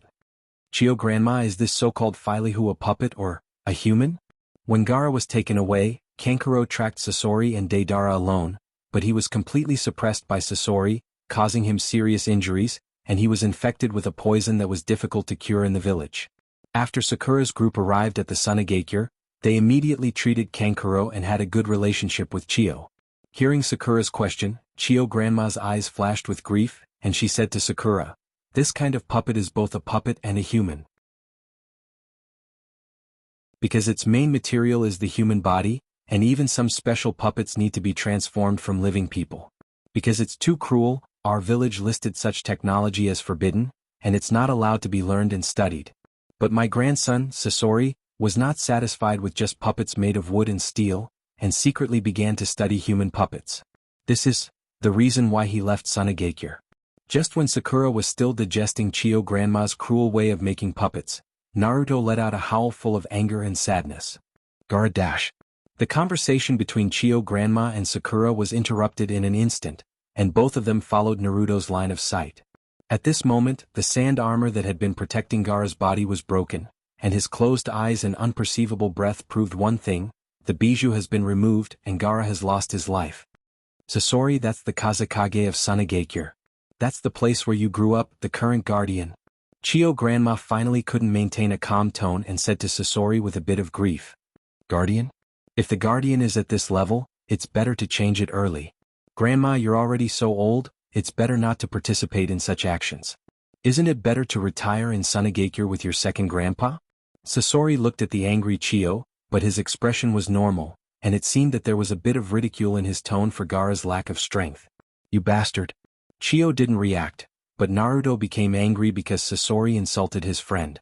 The calmness and restraint he showed in front of Watergate was completely overwhelmed by his inner anger at this moment. "Naruto! Naruto!" Seeing that Naruto had already rushed forward, Sakura and Kakashi both wanted to stop Naruto's reckless action. But Naruto, who has mobilized part of the Nine Tails chakra at this moment, his speed skyrocketed, and he was about to reach Sasori. At this moment, a voice came from the sky. "Brother Sasori. I'm back to help you." Sasori used the long tail-like part of his back to attack Naruto quickly, temporarily forcing Naruto to retreat. His low voice seemed to have a different kind of anger as he said to the giant shadow flying in the sky, Didn't I tell you to retreat temporarily and I'll cover the rear?" The person who came back was naturally Deidara, who was just forced away by Sasori's attack, but at this moment, Deidara no longer had the obvious anger and resentment from before. Instead, he said to Sasori with a cheeky smile, "Brother Scorpion, I was scared by you just now. But on the way, I suddenly remembered that I couldn't just leave something here. Therefore I came back to get it. I didn't do it to save you," Zhang Tai said with a smile. Deidara's address of brother made Sasori's originally wooden expression slightly loosen a little. "If you forgot something, take it and get out of here. I want to have a good chat with my grandmother." "You're an outsider, so don't stay here." Sasori looked at Chio standing opposite him and said to Deidara.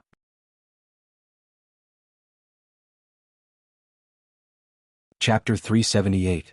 Although Sakura was young and didn't have any in-depth research on the history of Sunagakure, so she didn't know the meaning of the name, Sasori of the Red Sand for Sunagakure, But Sakura understood that Akatsuki was an organization full of Itachi Uchiha who slaughtered her entire family, and its members were definitely not good people. Grandma Chiyo? What should we do? With a bit of inquiry, Sakura asked Chiyo, who was also a veteran puppeteer. Sasori himself is a genius in puppeteering. After leaving Sunagakure these years, he is absolutely obsessed with the study of puppets. Although puppets are very inhumane, they are indeed superior to ordinary puppets, so I dare not say that there is a 100% way to defeat my grandson. I can only try my best. Chiyo put her hand into her loose robe, then waved her skinny palm, and a kunai suspended in front of her. Each kunai was connected to chakra wire and controlled by Chiyo.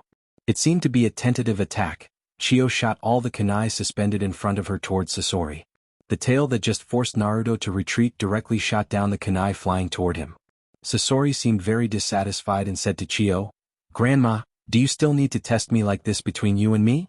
It's better to directly take out those puppets that you are proud of, and let's have a good competition of puppeteering techniques." 298 puppets.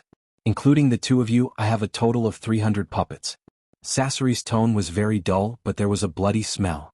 298 puppets made from human bodies. This was only the number of successful puppets. Who knows how many people became defective and were discarded. Looking at Chiyo and Sakura standing opposite him, who seemed to be discussing how to deal with him, Sasori was quite impatient and said to the two women opposite him, "You two almost finished your discussion, right? I hate waiting for people." Sakura and Chiyo looked at each other, nodded to each other and rushed side by side towards Sasori. Seeing that the two of them didn't use any long-range attacks and instead rushed toward him, Sasori made a prompt decision. He activated the mechanism in his Filyu's mouth. Poisonous needles wrapped in green light flew toward Chiyo and Sakura. Although Chiyo was old, her combat experience was extremely rich. She didn't make any big movements. She tilted her body, jumped up slightly and squatted down. The dense poison needles that were flying towards her were actually dodged by Chiyo. On the other side, Sakura used her hands to support herself on the ground and rolled a few times to avoid all the poisonous needles. Looking at Chiyo and Sakura, Sasori also adjusted his attitude. On the other hand, Sakura relied on her physique to quickly close in on Failyohu. Failyohu was a puppet that Sasori used to defend his body. Naturally, it wasn't limited to long-range attacks. Therefore, the sharp blade on its back that resembled a tail moved at this moment. But the moment it moved, Sasori realized that something was amiss. The tail that was about to strike Sakura's face with extreme speed actually stopped in midair. The sharp blade was only a hair's breadth away from Sakura, but it couldn't advance any further. Cherry Blossom Rush. Sakura silently mustered her monster strength. She exerted force from her feet to her entire body. Small pieces of gravel wrapped in the dust were as beautiful as the withered cherry blossom petals in spring. However, such beauty was also accompanied by great danger. Monstrous strength was never a simple thing. Xiaoying took advantage of the momentary pause. Her black-gloved fist landed heavily on Failyohu's body, smashing him into the ground and creating a huge cloud of dust. A figure rushed out of the dust at an extremely fast speed. Needless to say, it must be Sasori who was hiding in Failyohu. "Sasori, you're finally willing to..." Chiyo looked at Sasori, who rushed out of the dust. She was about to speak, but she stopped. His eyes, which were originally a little cloudy and half-closed, were now wide open, as if he couldn't believe what he was seeing in front of him. Xiaoying was also slightly relieved from the sudden increase in speed and strength. She followed Chiyo's line of sight and looked at the scorpion of the crimson sand that had been hiding in the Filyu. His wine-red hair and slightly lazy demeanor were so pleasing to the eye. However, no matter how one looked at him, he looked like he was in his teens or 20s. He didn't look like the 30-year-old uncle that Chiyo had mentioned. Just as he was about to ask Chiyo if this person was really Scorpio of the red sand, Chiyo's face slowly became gloomy. "You actually transformed yourself into a puppet?" Sakura was surprised when she heard Chiyo's words. She carefully observed Sasori, who was standing near her. She found that although Sasori's robe was exactly the same as a normal person, she couldn't see the rise and fall of his chest when he breathed. Did he really transform himself into a puppet? Humans are simply too fragile of a life form. Whether their internal organs are damaged or a large amount of blood loss, human beings will lose their lives. Not to mention that there are diseases and aging, which are difficult to resist death. So, I began to study other people. I hope that I can make people's lives continue. My experiment, my research, I finally succeeded. I am the first person in this world who is both a human and a puppet. There is no disease, no aging, I can continue my life. This is, how wonderful. With that, Sasori's eyes were filled with a different kind of fanaticism. Having lost his parents, Scorpio's hatred for the fragile life of human beings and his yearning for eternity drove him to complete such a crazy and incomparably genius research. Grandma, as long as you are willing, I can make you live forever like me. From now on, you and I can always be together like this. After expressing his pursuit of eternity, Sasori began to ask Chiyo if she was willing to live. Perhaps in Sasori's view, Chiyo was almost at the end of her life. With a chance to live in front of her, how could she give up? Humans were creatures that cherished their lives the most.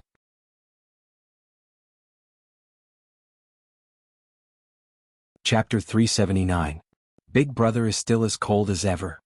Looking at Sasori, who was obviously less indifferent than usual, Deidara still said that Sasori was too cold.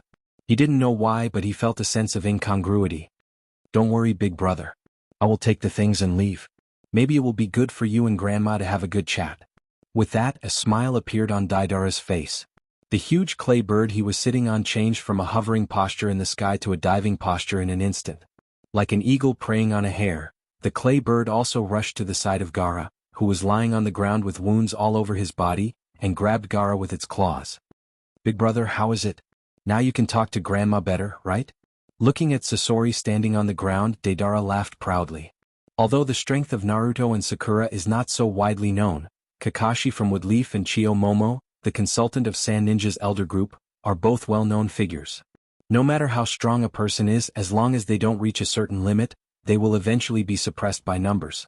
Deidara wanted to take Gaara's body at the moment to attract some of the power to increase Sasori's chances of survival. Sasori, Chiyo Momo, and Kakashi understood such a small idea. Even Sakura and Naruto vaguely felt that they had grasped something. In fact, the best plan now is for the four of them to go together and directly surround Sasori. The most effective way is to concentrate their strength and defeat him one by one. After all, although Gaara is very important, he is just a corpse. It is difficult to get it back, but it is not so troublesome to destroy it. But no matter who it is, they can't choose to do this because Gaara is not just an ordinary ninja, but also the Kazekage of the Sand Village in the Land of Wind. The body of a person with such identity and status cannot be tarnished like this. What's more, among Woodleaf's group, Naruto and Sakura also have some friendship with Gaara. Even Naruto has a feeling of appreciation for Gaara. How can he tolerate someone not leaving Gaara's body intact? As for Chiyo Momo, as the consultant of Sand Village's elder group, she naturally has to maintain the dignity of Sand Village's Kazekage. And from Chiyo's point of view, it was her own fault for forcing Raza to turn Gaara into a Jinchuriki, which directly led to Gaara's sad life. Although Gaara had already gotten over it, the older Chiyo got, the more she blamed herself. You bastard, leave Gaara. Among them, Naruto couldn't hold it in the sky. Naruto's at this moment, Naruto shouted at Deidara in the sky, expressing the uncontrollable indignation in his chest. What can best reflect Naruto's mood is naturally the violent aura slowly released from Naruto's body, his eyes getting redder and redder, and his canine teeth getting sharper and sharper.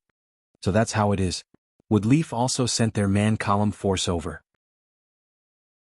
It's really interesting. After catching a column force, they can also catch another column force. Find a way to get this column force in their hands, right?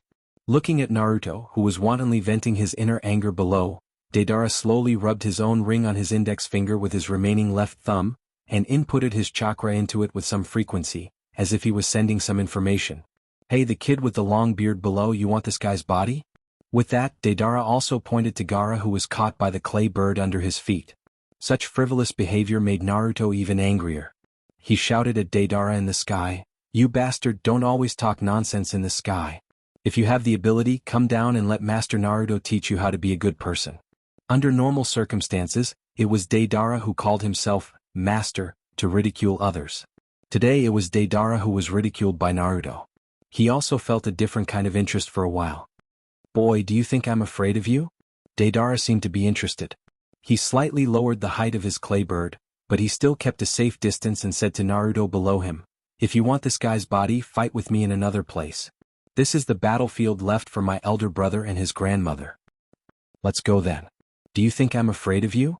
Kakashi just wanted to stop Naruto and Deidara from continuing to talk, because Kakashi had clearly felt that chakra on Naruto was slowly becoming irritable. It was very likely that the Nine Tails chakra had affected Naruto's thinking. At this moment, Naruto was no longer rational and extremely irritable. But Naruto chased directly in the direction of Deidara's clay bird. Kakashi looked back at Sakura and Chio. He felt that Chio, who was familiar with the battle of puppeteers, and Sakura, who was proficient in detoxification and monster strength, should be able to hold on for a while under Sasori's attack. Therefore, he also caught up with Naruto's departing figure in a few flashes. Watching Deidara leave with Naruto and Kakashi, Sasori also turned his gaze back to his grandmother Chio. "Grandma, to be honest, I don't want to do anything to you. If you decide to go back now, I will never stop you." Hearing Sasori's words, Chio sneered without a trace, as if she had heard something very funny. "Sasori, if it were any other situation, Grandma would never do anything to you. Even when you left Sunagakure, Grandma didn't directly kill you. But this time you've gone too far. The leader of Sunagakure was kidnapped by you to extract bijou, and all kinds of losses are shocking. I'm your grandmother, but I'm also a ninja of Sunagakure." After listening to Chio's words, Sasori seemed to be touched by something.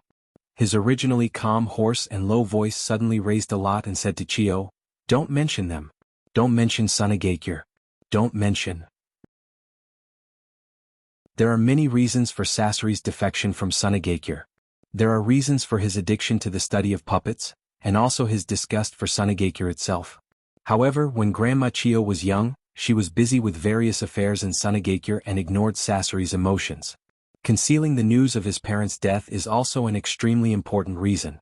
This is the urgency in Sasori's heart, but at this moment, it was directly said by Chio. In fact, when Chio said these words, she already regretted it, but what's the use of regret? Today, Chio came to make up for her mistakes.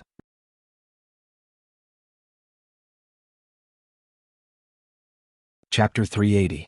Sasori, do you really think I care about whether I can live long or not? Hearing Sasori's almost tempting words, Chio smiled as if she didn't care at all. She even thought that Sasori's words were funny. "In my life I've really experienced too much. Starting from a basic puppet master in Sunagakure, I slowly climbed step by step to the position of Sunagakure's elder group consultant. Not to say that I'm above thousands of people, but I'm also a high position. For so many years I've done a lot of things that I think are right, and I've also done a lot of things that I know are wrong, but I have to do it. The ups and downs of life, I don't want to taste it anymore. Maybe in your opinion having a long life is an extremely happy thing, but the world is a sea of bitterness, and life is also a time of ups and downs in the sea of bitterness. There's no need to be so persistent." Chio's wrinkled face showed a kind smile at the moment, although it was not so beautiful, it was so warm. For a while Sasori was a little stunned. Involuntarily, Sasori's mind slowly emerged the time when he and his grandmother depended on each other. At this moment he didn't know why, but he felt that it was unexpectedly beautiful. But Sasori fiercely cut off this idea in his head. "Eternity is my pursuit. I've been walking on the road of eternity. The reason why my grandmother denied me so much is that she didn't realize how happy eternity is. As long as I can transform my grandmother into the same existence as myself, I can definitely let my grandmother understand me. Moreover, Orochimaru's Edo Tensei is a ninjutsu that can summon the soul of a person. As long as my spy can get this ninjutsu from Orochimaru, coupled with my top puppet technique, I can resurrect my dead parents. My dream, the warm home I yearn for, seems to be getting closer and closer to me at this moment. How can I give up at such a moment?" He stretched out his hand and took out a scroll from his sleeve. He slowly opened the scroll and a big 3 was written in a complicated circle. He injected chakra into the scroll, and a humanoid puppet was released from the scroll. 3 generations of Kazekage? The moment she saw the puppet, Chio couldn't help but exclaim, "I didn't expect Akatsuki to have such a deep enmity with Sunagakure. The 3 generations Kazekage who suddenly disappeared, the 4th Kazekage who was killed by Orochimaru's plan, and the 5th Kazekage whose life he just took. All of you have committed grave sins." "Grandma, don't say that." Hearing Chio's words, Sasori began to deny. "The death of 3 generations Kazekage and 5th Kazekage is indeed related to me, but that guy Orochimaru has already betrayed Akatsuki organization. This snake's den is everywhere, and even the leader of our organization gave up after chasing him for a while." As Scorpion spoke, his face revealed a secret smile that only he knew. Sakura, on the other hand, was lost in thought. Sakura's mind was filled with Sasuke's voice and appearance, and the pain he felt when he was determined to leave would leave. Do you know where Orochimaru is? Sakura's voice was a bit low, as if she was trying to suppress her emotions, but she still said to Sasori in a bad tone. Scorpion was an extremely arrogant person. When he heard Xiao Ying's questioning tone, his slightly immature face had already furrowed his brows slightly. Looking at Sakura, Sasori slowly raised his hand, and the puppet controlled by 3 generations of Kazekage moved instantly, and rushed to the front of Sakura at a very fast speed. The right hand of 3 generations of Kazekage puppet turned into a sharp blade with a burst of mechanical sound. Chiyo saw that Sakura didn't dodge and quickly manipulated a fragment of Hirajutsu to block in front of Sakura, hoping to block the aggressive attack of this puppet. However, this fragment of Hirajutsu, which was obviously made of special materials, was torn apart wantonly like a piece of cloth under the attack of the Kazekage puppet's sharp blade. If one observed carefully, it wasn't difficult to see that although the sharp blade of the Kazekage puppet's right hand looked cold, there was a small black iron sand floating on it. This is naturally the iron sand that can be controlled by 3 generations of Kazekage's unique secret technique, magnet release. It seems that Sasori has made a lot of progress compared to when he was in the blood-clothed pavilion.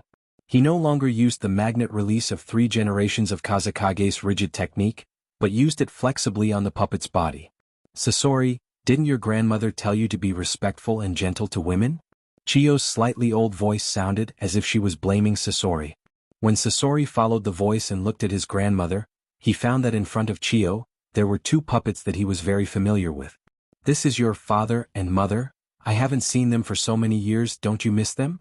They are nothing but insignificant puppets, they are all made by me so I know their ability best. Grandma, don't tell me you took them out just to make some psychological attack? Looking at these 2 puppets that he had personally made, Sasori forced himself to maintain a calm state of mind. These are nothing but 2 puppets. As long as I can succeed, I will have conscious parents who can love me, and not 2 ice-cold puppets. I can't lose. He still had a reason to continue winning. Looking at Sasori's appearance at this moment, Chiyo didn't know why her heart was also faintly aching. Although her grandson was very intelligent since childhood, but he was also extremely stubborn. As long as he decided to do something, he would not give in the slightest. This time it seems that Sasori is beginning to be obsessed with something, so what can I do? After thinking about it, perhaps I can only do my best to stop him, right? No matter what price I have to pay, I can't let my grandson continue to make mistakes. Akatsuki organization is not a good place, and I can't let Sasori stay in such a place. Even if I have to kill my grandson, I can't let my grandson make more irreparable mistakes.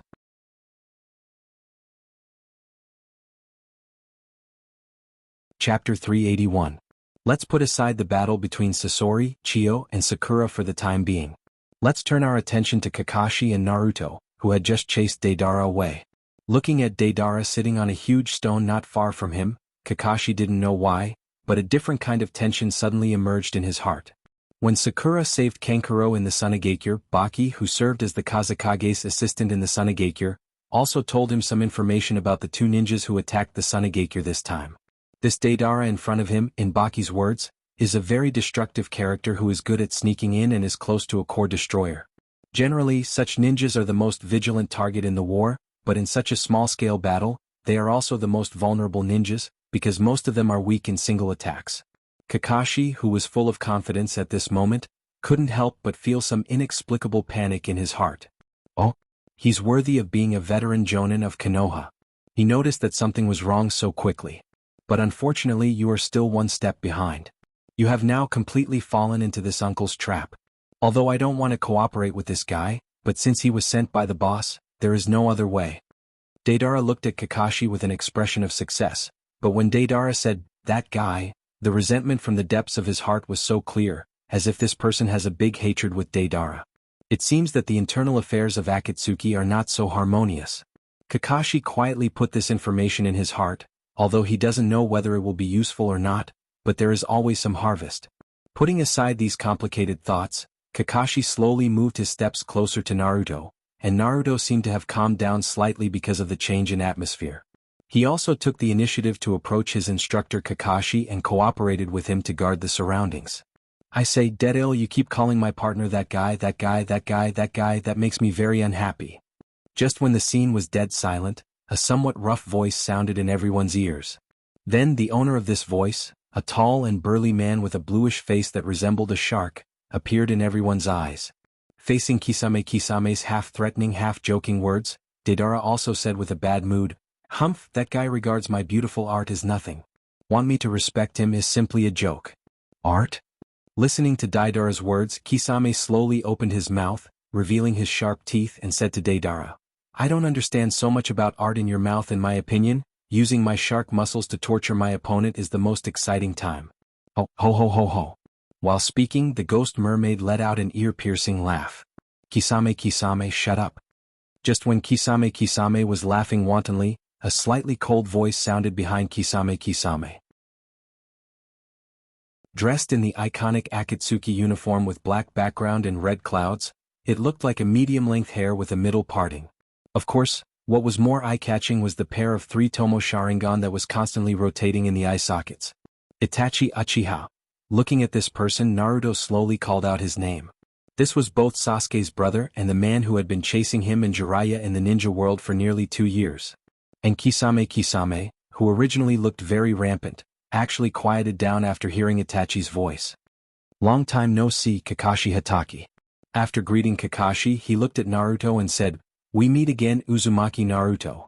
But at this moment, Kakashi had no desire to talk to Itachi Uchiha at all. Instead, his eyes were constantly moving between Deidara, Kisame, and Itachi Uchiha. These 3 people were not easy to deal with. If it was only one of them, Kakashi believed that he could cooperate with Naruto to defeat the other party. If there were 2 people, Kakashi could guarantee that he could protect their lives and leave safely with all his strength. But now, Kakashi was facing 3 powerful people and Kakashi was not sure at all. "Naruto." Kakashi lowered his voice and said to Naruto, "I can stop these guys for a while. You must run away as soon as you see the opportunity. You are the calm force of our village. You can't fall into the hands of Akatsuki organization like this, you know?" Naruto wanted to refute Kakashi, but what greeted Naruto was Kakashi's serious eyes. Naruto was naturally more aware than Kakashi of Akatsuki organization's desire for the 9 tails in his body. Leaving at this time was indeed the most correct choice. But Naruto couldn't help but remember the time when he had just become a genin, Kakashi's theory about trash and scum. In the constant struggle, Naruto's expression changed from struggle to confusion, and from confusion to certainty, as if there was a voice in his heart that helped Naruto make up his mind. Ninjutsu, Shadow Clone Jutsu. With a simple handprint in his hand, Shadow Clone Jutsu was skillfully displayed by Naruto. A total of 5 shadow clones including the main body helped each other at this moment. Each of them was holding a Rasengan in their hand, and directly rushed in the direction of Kisame, Deidara, and Itachi. "Hey, Futon Rasengan?" The 5 shadow clones shouted the name of Rasengan together, staggered forward with each other to confuse the opponent's line of sight. Then suddenly the 5 shadow clones were divided into 3 groups, 2 of which had 2 Naruto holding Rasengan, and 1 group had only 1 Rasengan holding Naruto. A group of 2 people rushed toward Itachi and Kisame, and a group of 1 person rushed toward Deidara. The change in the situation is very obvious. It seems that in Naruto's heart, Itachi Uchiha and Kisame are much more dangerous than Deidara, so he made such a distribution, right? Itachi and Kisame naturally didn't have any idea, but Deidara, who has always seemed to be unruly but actually cares about the attitude of others towards him, was full of resentment. "What, you think highly of Itachi and Kisame but look down on me?" Looking at Naruto rushing toward him, although he didn't know whether it was the main body or the shadow clone, Deidara was ready to directly blow this Naruto rushing toward him into powder.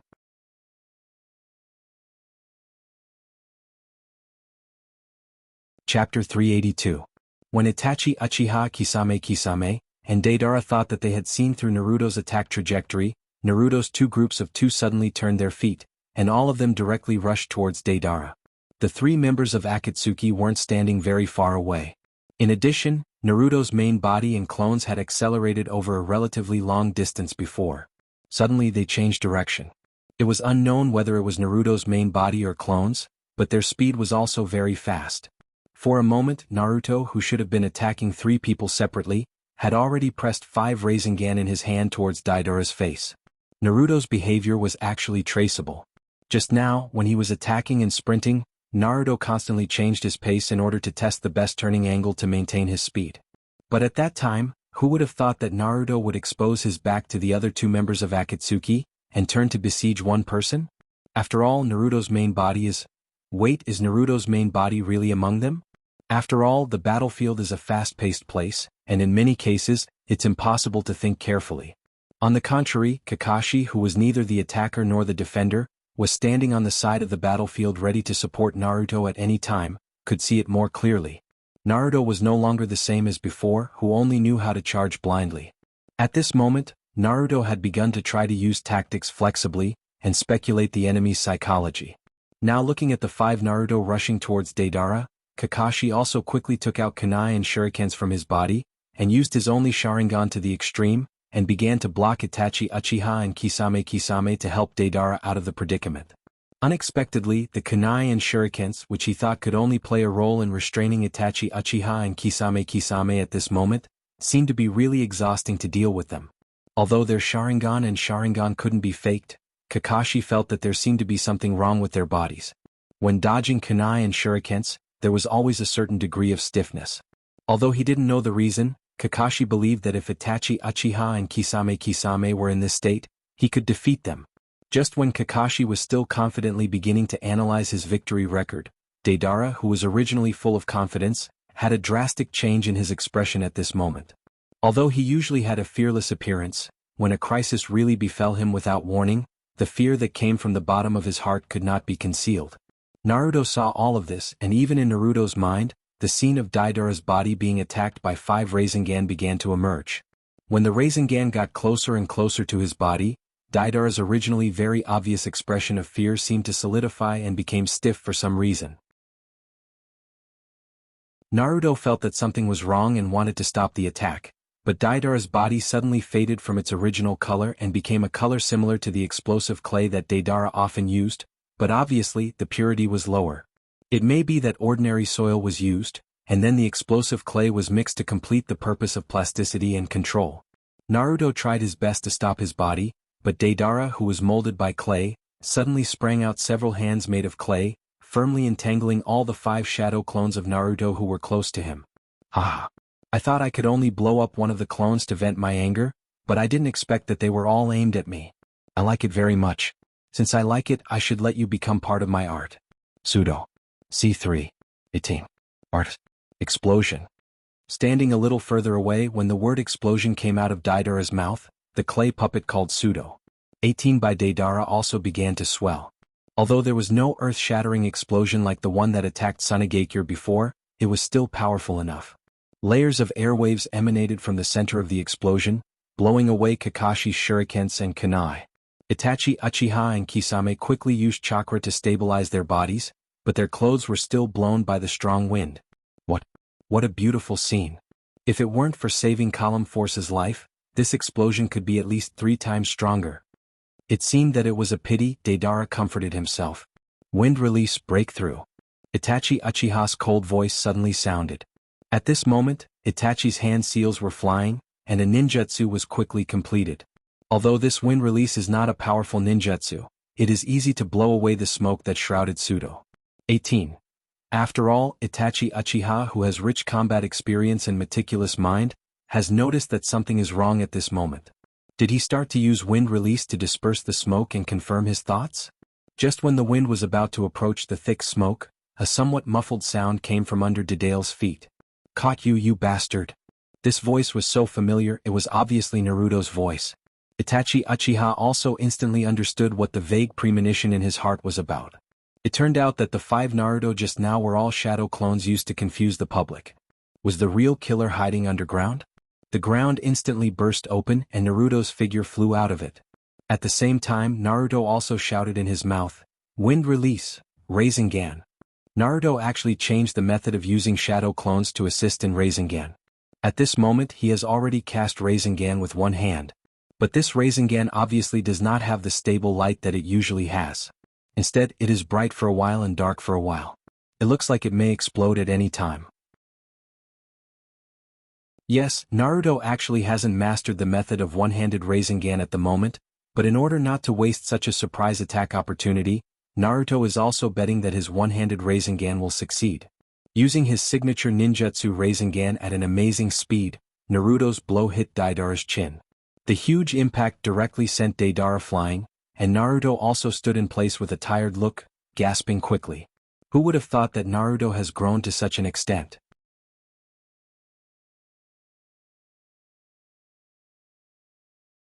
Chapter 383. Naruto has been traveling with Jiraiya in the ninja world during this period of time, and he has indeed grown a lot, but Itachi Uchiha, who has been chasing Naruto and Jiraiya with Kisame, understood that the current Naruto's fighting mentality was completely different from the hot-blooded idiot Uzumaki Naruto he had a brief confrontation with not long ago. Such a double trap, can Naruto really come up with it? However, although Itachi felt that he might have touched the truth of something, he did not remind Kisame, who seemed eager to try next to him. Ah. Deidara, that kid is only good with his mouth. Just let me catch you and bring you back. This time there is no old guy Jiraiya following you. Kakashi alone can't do anything. Kisame was very clear about his current state. He and his partner Itachi Uchiha did not use their real bodies to support Deidara at the moment. After all, there are only a few official members of Akatsuki, and the ninja world is very large. Most of the time, it is difficult for Akatsuki to gather all their core members together. Itachi and Kisame were in a rather distant place at the moment, but just now Deidara urgently contacted Akatsuki through the ring on his hand, explaining that he now met the Nine Tails Column Force with Kakashi. This is a good opportunity to capture Column Force. After thinking about it a few times, Pain felt that it was a good choice to capture Naruto at this time, so he began to use one of his forbidden jutsu, Elephant Shift Jutsu, to let Kisame and Itachi Uchiha, the two members of Akatsuki who can be said to know Uzumaki Naruto the best, come in this way. But after all, it is not the real body. Using Elephant Shift Jutsu, to use the method of sacrifice to let Itachi Uchiha and Kisame come to support. This Elephant Shift Jutsu can only maintain 1/3 of the chakra of the real body, and most of the time, it can't be controlled so perfectly. Even so, as Kisame who has a lot of chakra and Itachi Uchiha who is proficient in ninjutsu and genjutsu, they still have the ability to suppress and entangle Kakashi. Taking advantage of this time, Deidara can capture Uzumaki Naruto. Isn't everything just right? But he didn't expect that the battle had just begun and Deidara was knocked out directly. According to Itachi Uchiha's character, he will turn around and retreat at this time. Usually this is the Elephant Shift Jutsu. However, the body created by the elephant rotation technique would not be affected even if it died. Instead, Itachi was very curious about who was hiding behind it. Even at this moment, himself slowly opened his Sharan slowly opening his Sharingan and then began to join the battle began to slowly himself at this moment. After a round of dazzling hand-speed battle, the battle between Chiyo and Sasori also came to an end. After all, the puppets of 3 generations Kazekage were more powerful than ordinary puppets. Even if Chiyo had used the father and mother puppets that she had modified to the extreme, it was difficult to bridge the gap in strength. Relying on the magnetic release of 3 generations Kazekage puppets, she controlled the magnetic Iron Sand Scorpion to directly destroy the father puppet. In order to help Sakura avoid the magnetic attack, Chiyo could only control the mother puppet to hold Sakura and escape in embarrassment. But such a price made Chiyo lose the puppet that protected her, directly exposing herself in front of Sasori. Oh my god. When did you become so weak? It turns out that the terrifying Chiyo who could give up her son and daughter-in-law without blinking her eyes, is it really because of her age that she became indecisive? In Sasori's impression, sometimes the reason for his parents' death was that Chiyo didn't give them the protection they deserved. Seeing that at this moment, Chiyo actually risked her own protection to save Sakura, a ninja from Woodleaf, Sasori couldn't help but ridicule. It turned out to be like this: you have such a reason to resent me. In fact, I occasionally resent myself. I was the commander of the front line at that time, but why didn't I send a powerful ninja to protect my child? But when I think about it, although I resent myself so much, I don't regret my actions at that time. Looking at her grandson, Chiyo's face was full of sadness, but her eyes were particularly firm. Sunagakure is not my family's land, and I can't trample the interests of Sunagakure under my feet because of my personal feelings. Sunagakure is located in the land of wind, and the environment is harsh. Therefore we try our best to see some places with abundant water and grass to support our people. But we are weak and we don't have the powerful strength of Woodleaf. If I have to transfer the precious high-end strength of the front line to protect my family, I can't do such a thing. Sunagakure. Looking at Chiyo, Sasori's javelin became a little dull after transforming himself into a puppet, but he didn't know why at this moment. It was particularly fierce. You only have your Sunagakure in your heart, but I am different. What I care about has always been my family, my parents, and even my grandma. Sasori directly raised his hand, and between the jumping of his fingers, he manipulated the puppet of 3 generations Kazekage to use magnet release. Iron sand balls the size of marbles were suspended in the air, and it seemed that there were hundreds of them. If you can save yourself, you can also save this girl. But you only have one puppet. Can you save both of you at the same time? Magnet release, double iron sand time rain.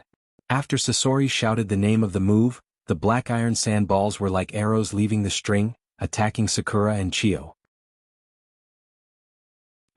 Puff! Sakura and Chiyo tried their best to avoid such attacks, but after all, the number of iron sand balls was too much, and gradually, whether it was Sakura or Chiyo, they couldn't support it. At the moment when she found that Sakura couldn't support it, Chiyo's left hand's finger jumped, and the mother puppet, which was originally near Sakura, rushed to the front of Sakura. The puppet opened its hands and rushed straight to the front. A chakra shield quickly unfolded, and Sakura's crotch was attacked. Seeing that Chiyo no longer had any puppets to block the attack, Sasori manipulated even more iron sand to attack Chiyo. The powerful attack shrouded Chiyo in a huge cloud of smoke, making it impossible to see the specific situation.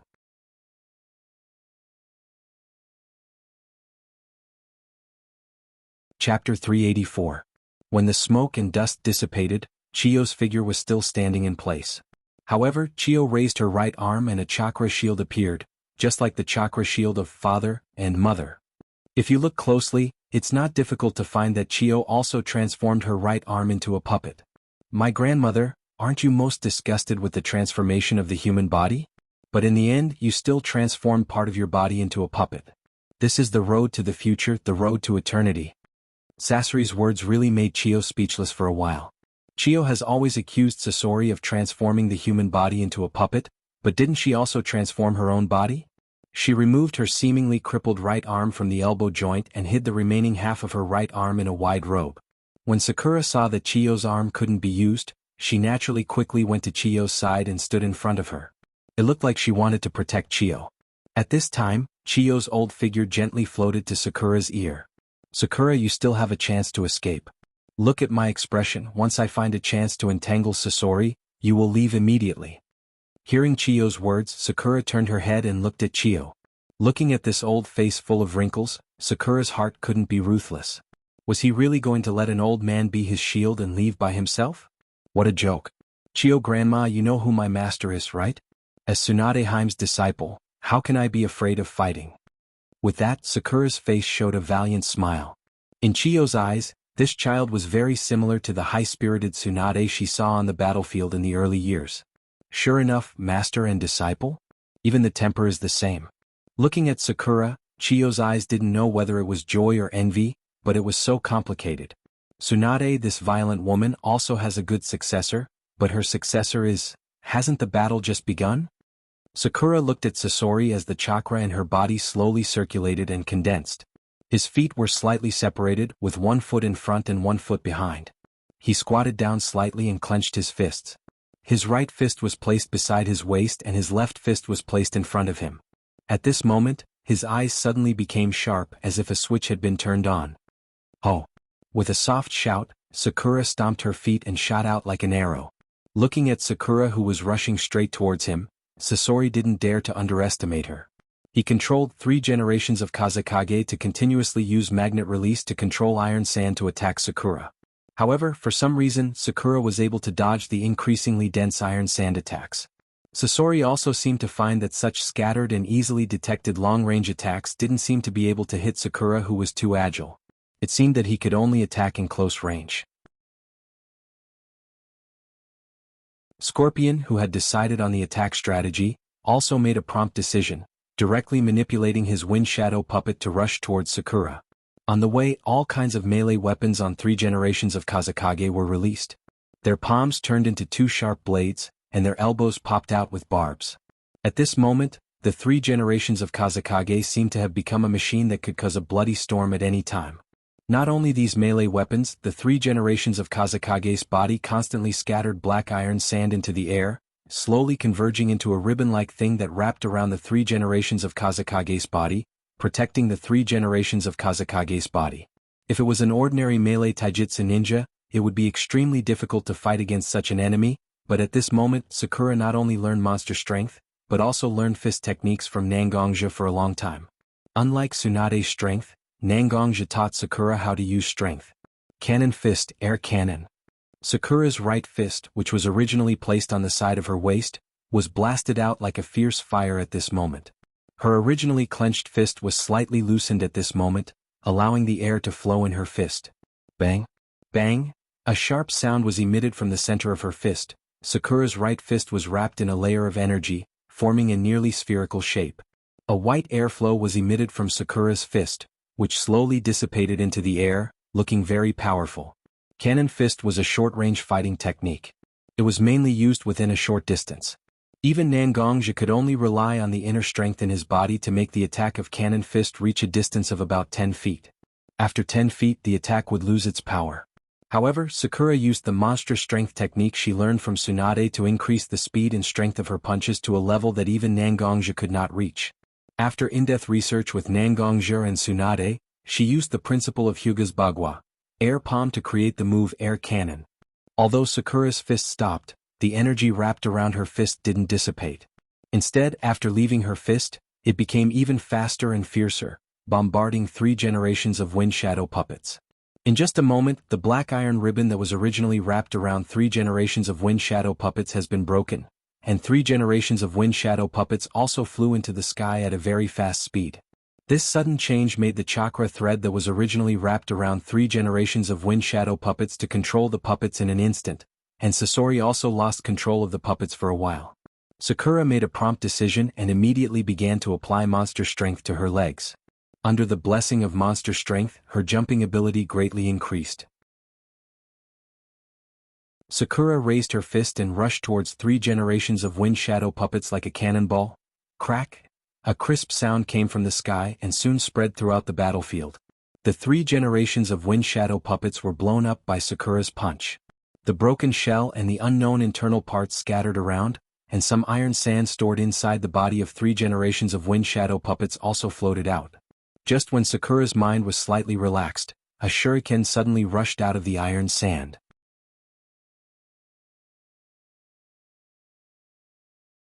Chapter 385. Sasori, who was standing on the ground, looked at the 3 generations Kazekage puppet that had been smashed into pieces, and he felt distressed, although he still had a chance to repair it. But after such a crushing destruction, the performance of the 3 generations Kazekage puppet will be greatly affected. As for Sakura, Scorpion was too lazy to pay attention to it, because he had launched a sneak attack on Xiaoying at such a close distance, and she could not borrow strength in the air. No matter what, it was impossible for Xiaoying to escape this attack unscathed.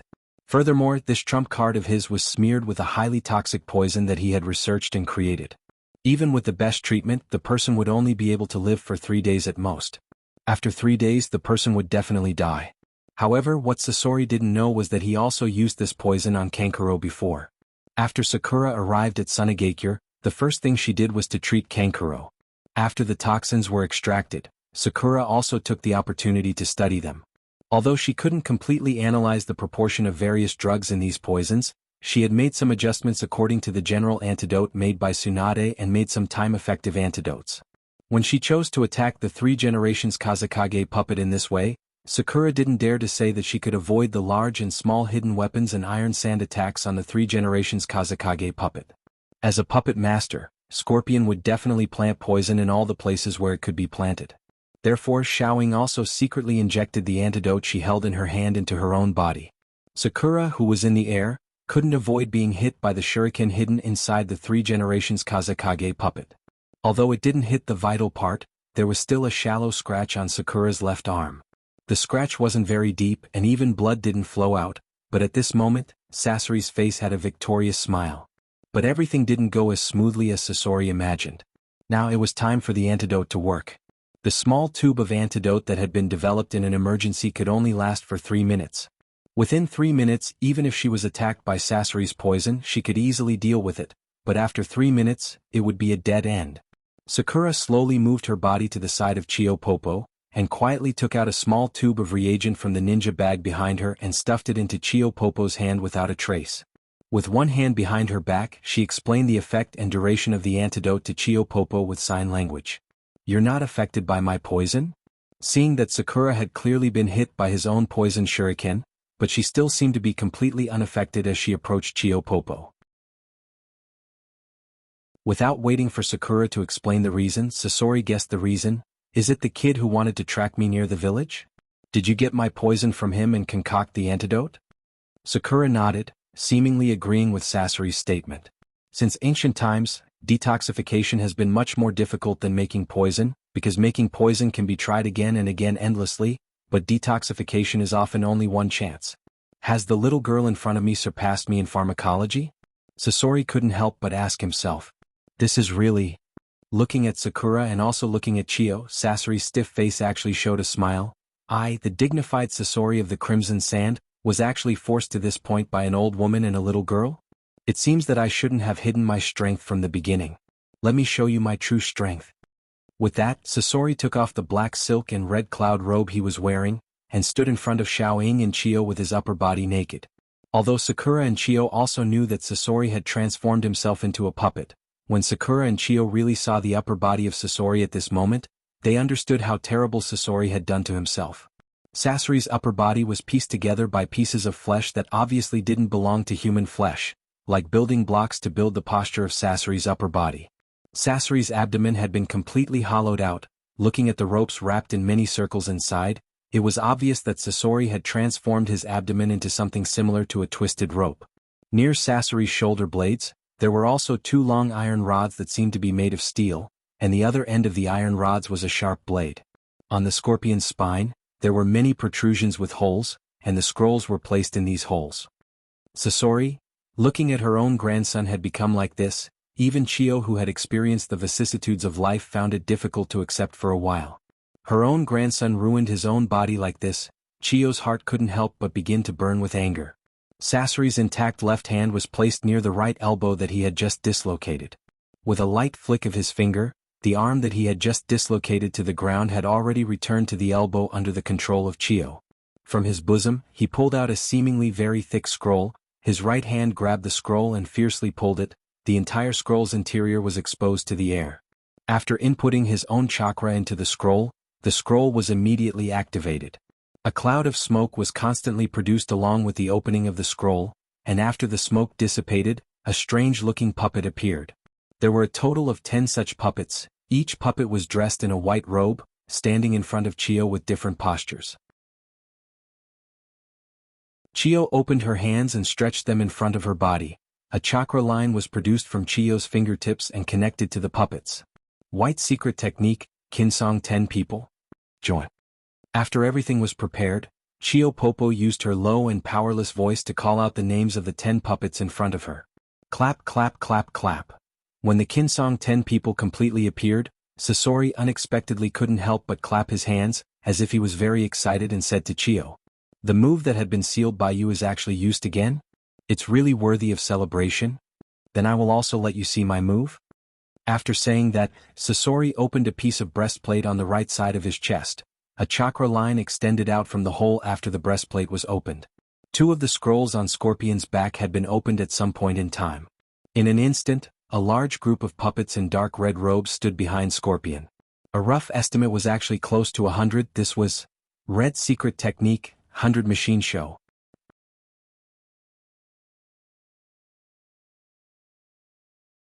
Chapter 386. On the other side of the battlefield, Naruto and Kakashi were confronting Itachi Uchiha and Kisame at the moment. Looking at Itachi Uchiha standing opposite, Kakashi also told Naruto how to face Sharingan in a timely manner. Naruto also listened very carefully to the teacher's explanation. He stared closely at Itachi Uchiha's body, trying to judge Itachi's actions by observing his body's movements. But this trick has been used by Guy before. Itachi naturally won't fall in the same place twice.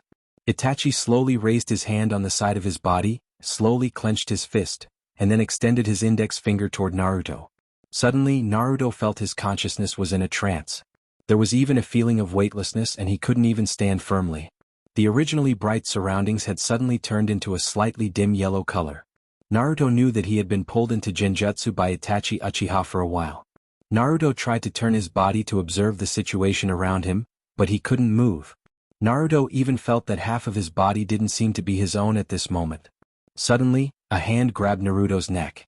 Naruto struggled to turn his eyes and looked in the direction of his arm, but found that it was his right arm.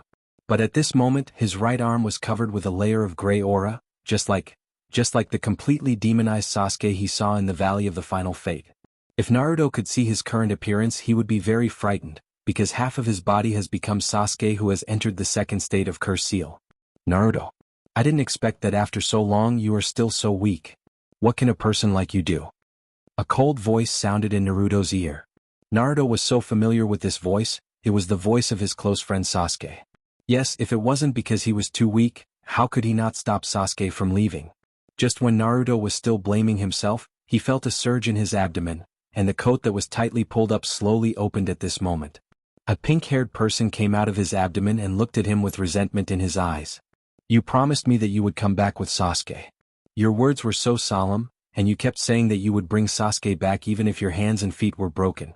But, Naruto, did you really try your best? There is such a powerful existence in your body. As long as you are willing to pay a small price, you can become very powerful. But you didn't do this, you let Sasuke go. Yes, if I let the Nine Tails in my body release more chakra instead of limiting the Nine Tails chakra to a safe range, would I be able to fulfill my promise? Naruto's left shoulder was also distorted at this moment, and slowly turned into Kakashi's appearance. Kakashi, who only had a head, stared at Naruto with his eyes. There was no longer the kind of intimacy and care in his eyes. Instead, he looked very indifferent and disgusted. Naruto, you really disappointed me. I disappointed Kakashi-sensei? Kakashi didn't say much, but Naruto had completely felt the alienation in Kakashi's tone. Just when there were other places on his body that were out of his control, Naruto's vision suddenly turned black. When he opened his eyes again, it was back to the original scene. Kakashi had already fought with Itachi Uchiha and Kisame alone. It was very fierce, but it seemed that Kakashi was still at a disadvantage. Did you wake up? A familiar voice broke into Naruto's ears. Naruto quickly looked at the source of the voice, but found that Nangonja was putting a hand on his body at the moment. Just now, you accidentally fell into genjutsu. Originally, I didn't plan to directly participate in the battle, but seeing that Kakashi had no time to help you, I came out to help you. Naruto seemed to still be immersed in his experience in genjutsu at the moment. He didn't even ask why Nangonja left the wood leaf and came here. Genjutsu is genjutsu after all, it targets the flaws in a person's psychology. Don't let the experience in genjutsu affect reality, do you understand? Obviously, seeing Naruto's confusion and pain at the moment, Nangonja could only comfort him a little. Then he walked slowly in the direction of Kakashi, Itachi, and Kisame with his Heaven's Calamity sword. The three people who were still fighting fiercely at the moment stopped at the same time and looked at Nangonja. Itachi and this guy who looks strange, you and I know what situation you are in. Now you can't beat me, don't waste your strength, just directly remove your ninjutsu. This time you have already got the Ichibi, it's better to stop now. Nangonja didn't know the principle of elephant turn jutsu, but he was extremely sensitive to the state of Itachi and Kisame at the moment. Nangonja didn't want to use his sword because of such a thing, so he also advised. Itachi was relatively calm, but Ghost Mermaid wasn't calm at all. Although Ghost Mermaid had never fought against Nangonja directly, as the head of the Blood Cloak Pavilion, Nangonja had a lot of detailed information about him. Ghost Merman surely knew how terrifying Nangonja was, but he still suppressed the fear in his heart because he wanted to challenge the powerful one. In any case, he was currently in the state of the elephant rotation technique. If he died, so be it. It wouldn't affect him. Ah. Ghost Mermaid raised the shark muscle in his hand high, and the enormous blade was about to hit Nangonja's body. Nangonja's eyebrows were slightly knitted together. He seemed a little annoyed. He had already tried to persuade them, but there were still people provoking him. It really made him feel very uncomfortable. Without even looking at Ghost Mermaid, Nangonja gently waved the Heaven's Disaster sword in his hand, which hadn't even been unsheathed. Ghost Mermaid's huge body was directly cut into two at this moment. A burst of smoke surged, and the tall and burly Ghost Mermaid changed his appearance at this moment. This idiot! Itachi glanced at the corpse on the ground that was split into two, then he took a deep look at Nangonja, then he also removed the ninjutsu on his body, and he also turned into a strange face and fell to the ground.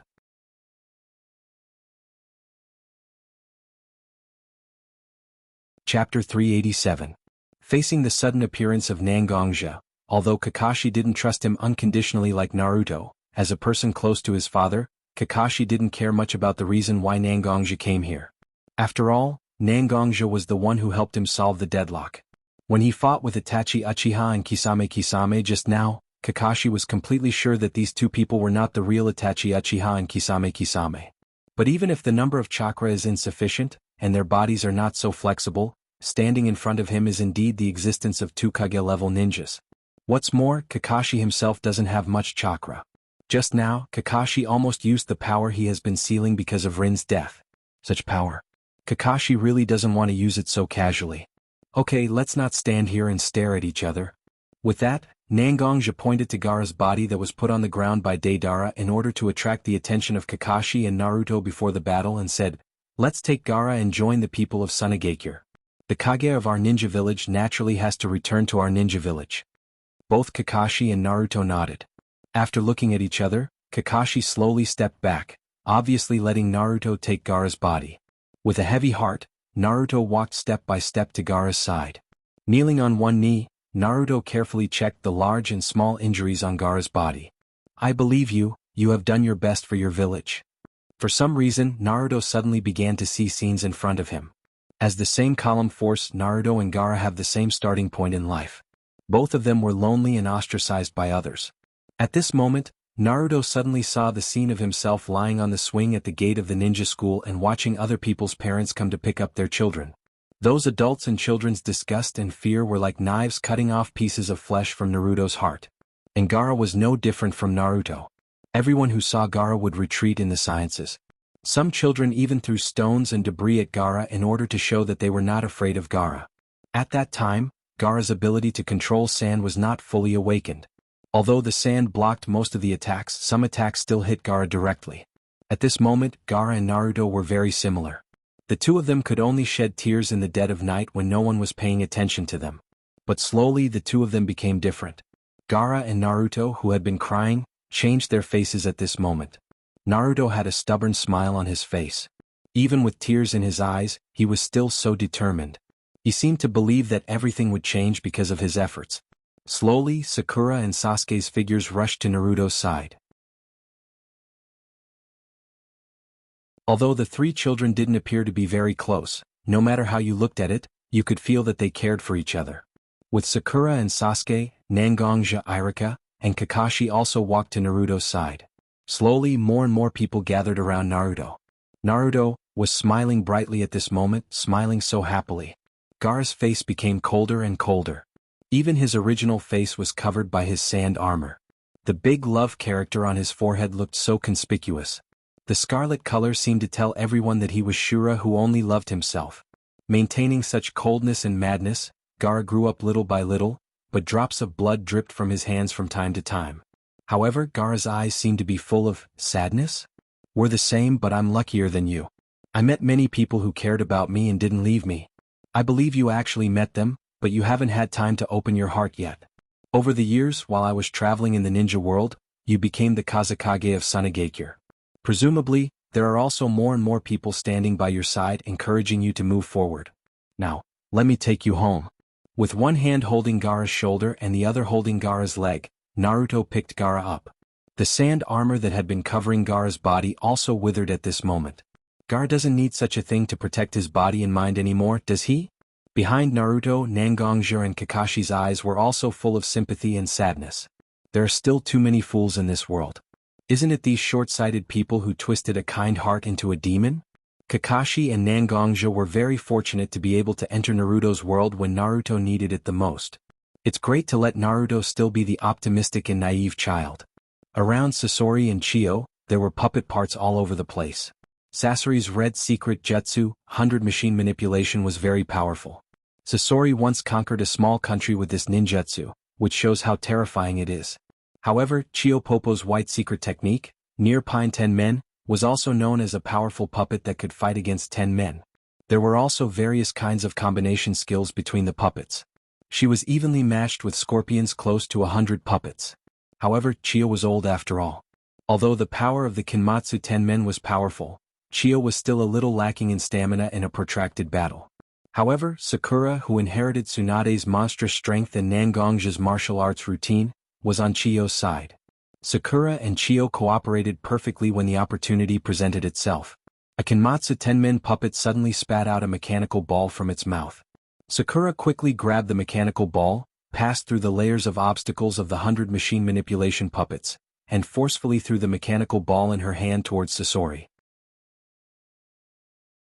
The mechanical ball immediately underwent various changes, like a strange beast head that opened its mouth to devour people.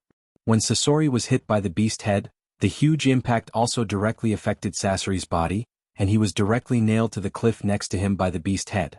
The hundreds of puppets, which had been charging forward aggressively, now fell to the ground as if they had lost control of themselves.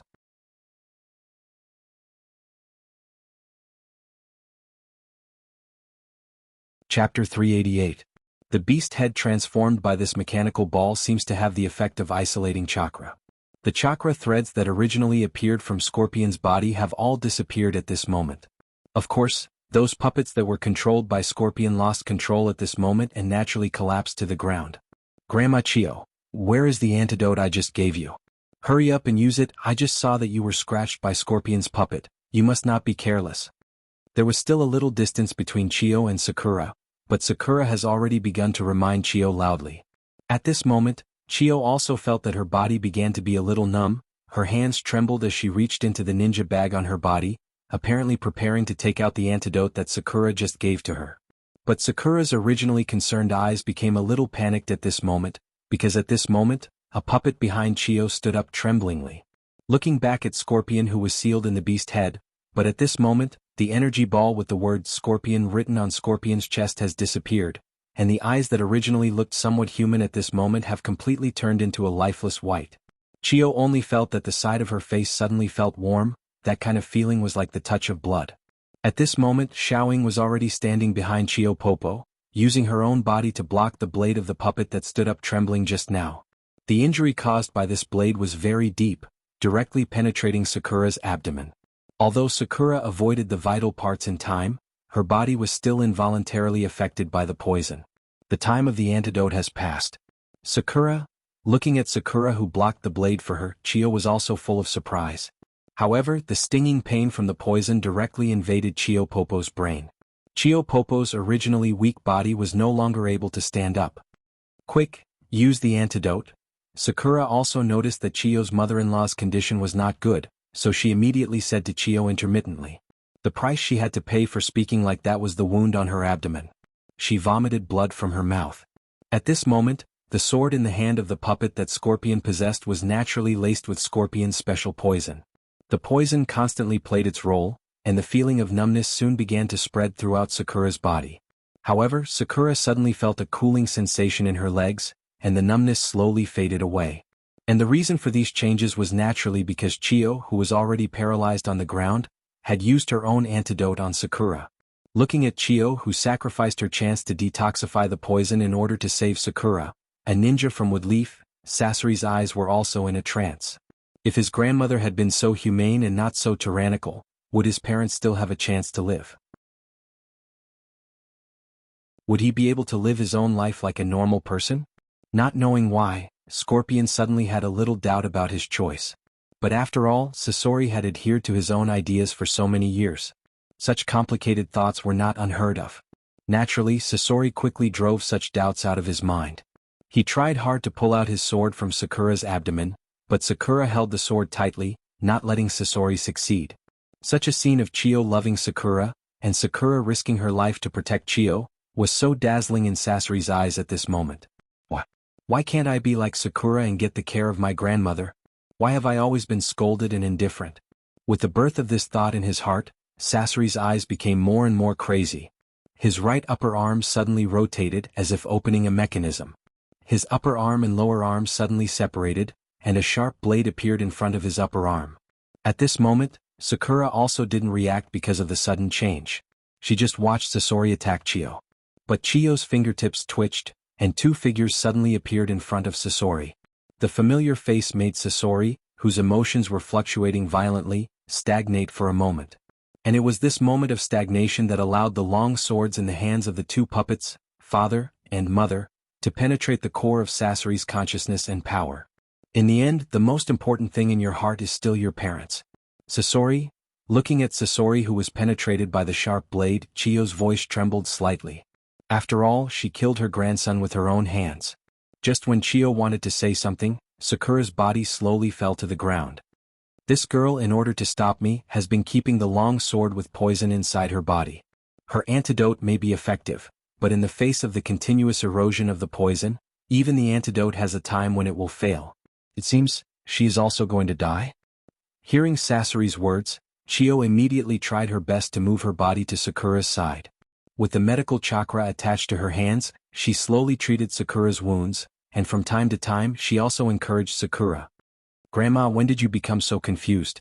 "When I knew that this girl was a medical ninja, although the place I attacked was not a vital part, it was still a very troublesome place." "Grandma, how can you save this child with your half-baked medical ninjutsu?" Listening to Sasori's words, Chiyo's eyes flashed with a trace of sadness. "This is not a medical ninjutsu." With that, the light of the medical chakra in her hands slowly turned into the light of Saiyan chakra. "I am pouring my vitality into Sakura's body to stimulate Sakura's self-healing ability.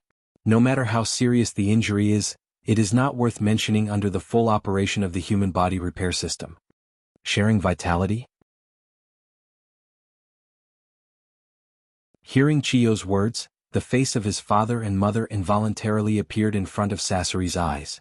"Grandma, you really do a lot of boring things." Chiyo's face also showed a touch of indescribable color, nodded as if to comfort herself and said, "When people are old, they are always obsessed with some things and do a lot of things that sound silly."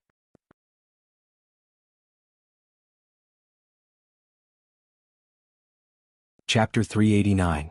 Looking at the grandmother in front of him who looked familiar yet strange, Sasori felt that after he left Sunagakure for more than 10 years, his grandmother had seen and thought a lot of things clearly. The original iron-blooded and surly Chiyo had really become the most ordinary granny next door at this moment. Human life. For some reason, looking at Chiyo, who was trying her best to save Sakura, Sasori's mouth began to mutter to himself. How small are humans? The erosion of time and the passage of time will take away human life. We may sigh and lament that mayflies only have a single day, but don't humans also only have a single day that they think is long? So, I tried my best to find a way to let us live forever. I succeeded. As long as my core is not destroyed, I can continue to make puppets to continue my life. What's wrong with this approach? Sasori's words seemed to be asking his grandmother, but also seemed to be asking himself. People often say, when a person is about to die, his words are kind. When a bird is about to die, its cry is sad. Perhaps at this moment, Sasori fell into such a state? The original paranoid and stubborn thoughts have slowly dissipated at this moment, leaving only a rational thought to look at his life. In fact, our life is destined to be a tragedy. Looking at her grandson, who seemed to be a little confused, Chiyo transmitted her vitality to Sakura to restore Sakura, and said to her grandson with a little doting tone, "We live in an era that is destined to face more joys and sorrows. In this era, we are as small as the mayflies in your words. We rise and fall with the waves of the times, and these waves are the blood of every ninja, and the tears in the eyes of every civilian. It turned out that I didn't understand, or I didn't put my eyes on these things. But since you left Sunagakure, I also took the initiative to remove my authority, and lived in seclusion outside Sunagakure with my younger brother, your second grandpa, Ebizo. It was also this kind of life that gave me the opportunity to carefully consider my life.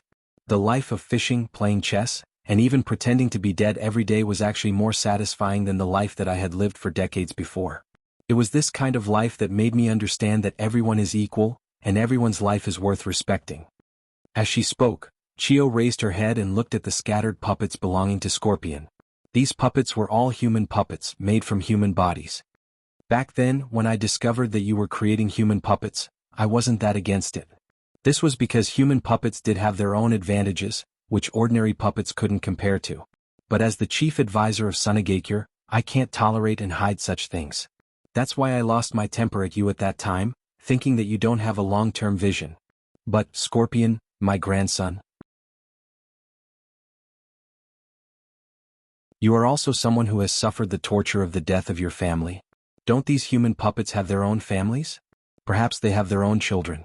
Putting yourself in the shoes of others, do you really think that you have no regrets for what you have done? Facing his grandmother's gaze, Scorpion couldn't help but be silent. The death of his parents was the eternal regret of his life, and it was the most primitive motivation for all of Scorpion's actions. But when Scorpion took the lives of others at will for his own actions, did Scorpion also indirectly create more of himself? Scorpion never thought about this problem before, because Scorpion had been completely covered by the curtain of his inner darkness, and he couldn't see anything else. But now, when he could seriously listen to his grandmother's words and began to reflect on himself, Scorpion suddenly found that he didn't know how to justify his behavior. Was he really wrong? Chio Popo and Sasori once again fell into silence. After a while, Chio Popo retracted the cyan chakra covering her hand. Xiao Ying, whose eyes were originally tightly shut, slowly opened her eyes at this moment. The first thing she saw was Scorpion's extremely expressionless face. Without any explanation, Scorpion jumped up from the ground. Sakura directly punched Scorpion's face. A large amount of chakra consumption made Sakura's fist no longer attached with monstrous strength, but her strong physical fitness still broke a large piece of the puppet's face, which was possessed by Scorpion at this moment. "You bastard, what do you think of your grandmother and other people's lives?" After throwing such a punch, Sakura looked at Scorpion and said angrily. In Sakura's own cognition, Scorpion was simply a heinous devil. For his own selfish desires, many people lost their lives and even caused his grandmother to be poisoned. Human lives? Chio was very weak at the moment. She wanted to say something, but after thinking about it, she closed her mouth as if she wanted to save her strength to do something. Looking at the core of his chest, which was still bleeding, Scorpion said with a little self-mockery, "Right now, even I don't understand myself. Perhaps I'm just a failed product that tried my best to turn myself into a puppet but still retain some human characteristics. Let me give you the child that my grandmother likes very much, a final gift." Looking at Sakura, Scorpion said slowly, "I know that you are very concerned about Orochimaru, and to a certain extent, I am also a person who stands on the opposite side of Orochimaru. So, remember to go to Kusanagi village after 10 days. I left a spy in Orochimaru's place, and he has already made an appointment to meet me there." Hearing Scorpion's words, Sakura's expression changed obviously, and the anxious emotion instantly rushed to Sakura's heart. Sakura, who just wanted to ask about the spy, saw that Scorpion's eyes had slowly lost focus and became dull at this moment.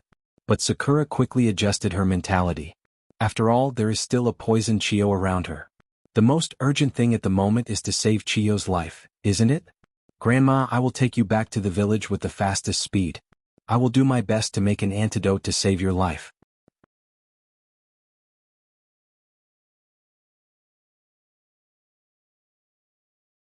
Chapter 390. No. We don't need to go back to the village. Chio shook her head and refused Sakura's proposal to take her back to the Sunagakure for treatment. "We have more important things to do. You support me and we will immediately meet with Kakashi and Naruto. Get Gaara's body as soon as possible. There's no time to lose." Although she did not understand why Chio Popo wanted to waste her precious treatment time, looking at Chio Popo's serious face and the desperate look in her eyes, Xiao Ying could not say anything to refuse. "Okay, let's go find Naruto together."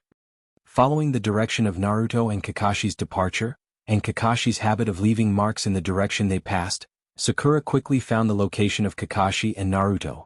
Nangong's figure also came into Sakura's eyes. Just as she was about to say hello, Chio spoke first. "It's been a long time." The kid named Yama, who has been following behind White Fang. Chio naturally knew Nangongja, the boy who was feared by the Sunagakure.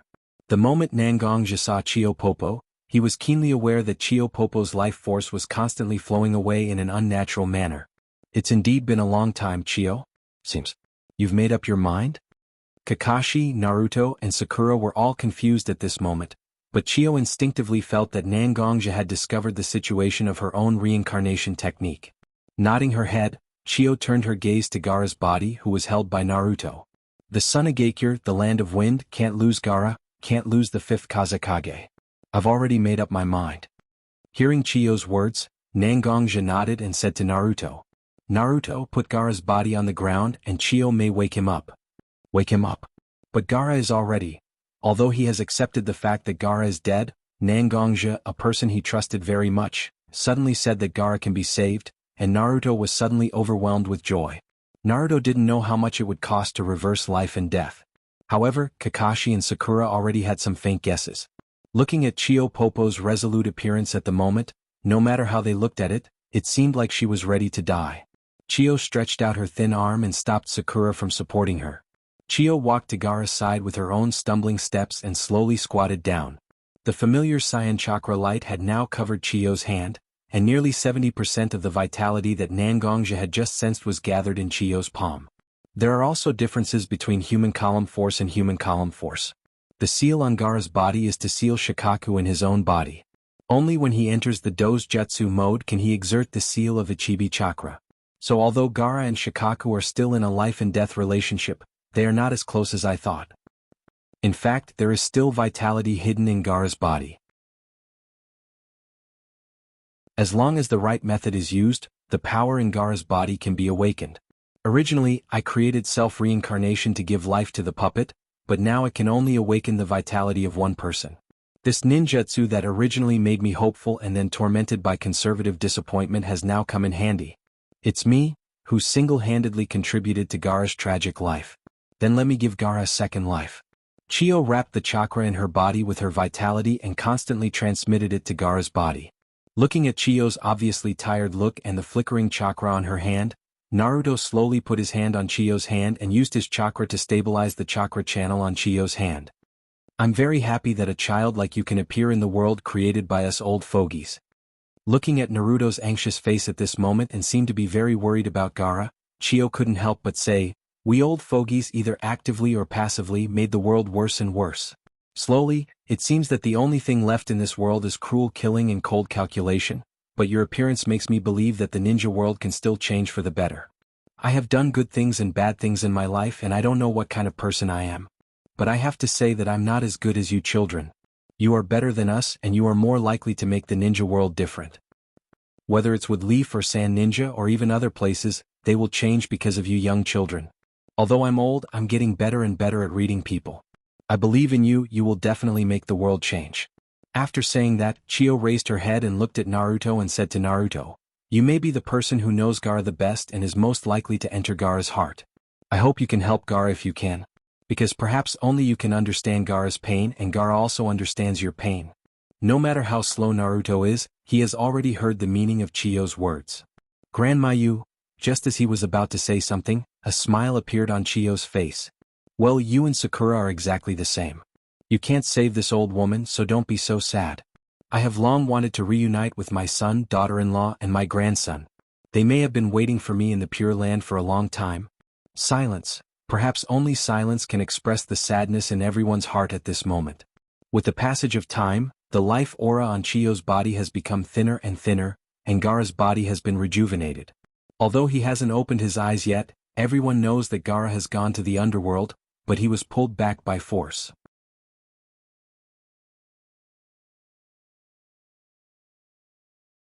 Chapter 391. As time passed, the residual body temperature on Chiyo's body began to slowly decrease, and the heartbeat from Gaara's body became more and more deafening. Temari and Kankuro brought a group of Sunagakure ninjas who were close to Gaara, and the 4 members of Kai Squad also came here to meet with Kakashi Squad. Facing Chiyo, who was willing to give up her life to save Gaara's life, everyone couldn't help but feel sad. It was precisely because of this mood that everyone fell into a silent atmosphere. Temari looked at her brother who was unconscious on the ground and couldn't speak for a while. She could only stare at Gaara's face silently. Just as Temari looked at her brother's face intently, she suddenly found that Gaara's eyelashes trembled slightly. Seems like Gaara is about to wake up? Gaara's eyes kept trembling slightly, as if he was trying his best to open his eyes. Finally, the closed eyes opened. The eyes that had always hidden a kind of madness in everyone's impression were exceptionally clear at this moment. "You've finally woken up. Big sister was really worried sick about you." Seeing her little brother open his eyes, Tempura also displayed the attitude she should have as an elder sister.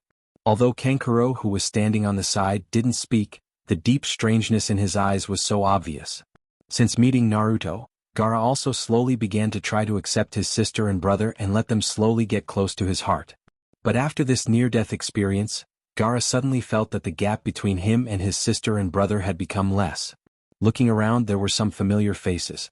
There were his own direct Umbu, some of his own think tanks in dealing with government affairs, and even Kakashi and Nangonja who stood a little bit away, but the most eye-catching was Naruto who was half kneeling on the ground with Chio in his arms. Naruto? Hearing Gaara's call, Naruto also turned his eyes to Gaara, and the strong sadness in his eyes was so obvious. Sadness? Why would he be sad? He had been rescued by them from the Akatsuki, even though the Ichibi in his body no longer exists. The Ichibi no longer exists? Gaara suddenly realized the seriousness of the matter. As a Jinchuriki, his life was dependent on the tailed beast in his body. His tailed beast was taken away, but he didn't die. Instead, he was alive and well. This was the most important problem. What means can reverse life and death, and what price will it take to reverse life and death? Gaara was very smart. Naturally, he understood what happened from Naruto's attitude and the state of Ebizo standing silently beside Naruto. Did Grandma Chio save him? In Gaara's impression, Chio was not so amiable. She was even a little overbearing. But such a senior in Sunagakure was willing to give up her life to save a young Kazekage? Involuntarily, Gaara felt a huge weight on his shoulders. No matter what, let's return to the village first before making a fuss. Looking at his brother and sister standing beside him, Gaara's superior aura as a Kazekage immediately emerged from his body. Although he still looked weak when he spoke, Gaara, who stood up tremblingly, was like a stabilizing needle at the moment, calming everyone's heart. With the help of Temari, Gaara slowly walked to Kakashi and Nangonja. Many thanks to the two strong men from Konoha who are willing to take the risk to rescue me, Sunagakure is grateful. As a Kazekage, being able to say, grateful, to Nangonja and Kakashi, who belong to other shinobi villages, is already very surprising. Nangonja and Kakashi can be regarded as old foxes after all. Nangonja responded to Gaara's politeness. Kazekage-sama is too polite. Our Woodleaf village is an ally of Sunagakure. It's normal for us to support each other. It's just like a pair of brothers helping each other. So there's no need to say, grateful.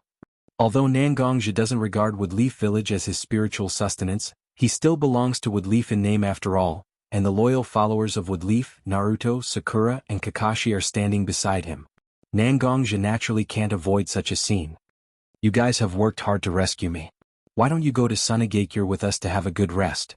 Gaara's eyes have been staring at Naruto, seemingly hoping that Naruto can speak for him, but Naruto seems to be thinking about other things at the moment and didn't notice Gaara's eyes at all. Looking at Gaara's eager eyes, Kakashi took a few steps forward and said to Gaara, "Don't worry. Thank you for your concern, Kazekage-sama, but we still need to return to Woodleaf village to report. Although we also want to go to Sunagakure to communicate with you, we can't." Kakashi's words were obviously an excuse, but after all, Gaara couldn't ignore the Kazekage's reservedness and shamelessly asked Naruto and the others to stay in Sunagakure. So, he said to Kakashi with a regretful look, "Kakashi, I'm sorry, but I'm sorry. Ataki Jonin is right. I was too abrupt. Since you need to return to the village to report the mission, then I won't force you to stay. I also hope that you can bring my most sincere gratitude and sincere friendship to Woodleaf's fourth Hokage. Sunagakure and Woodleaf village will be the closest allies." With that, Gaara even slightly bowed to Kakashi and Nangonja. "We don't dare, we will naturally convey your goodwill to Hokage-sama." Gaara nodded and gave a look to the ninjas of his ninja village. The sand ninjas also understood and disappeared in a few flashes.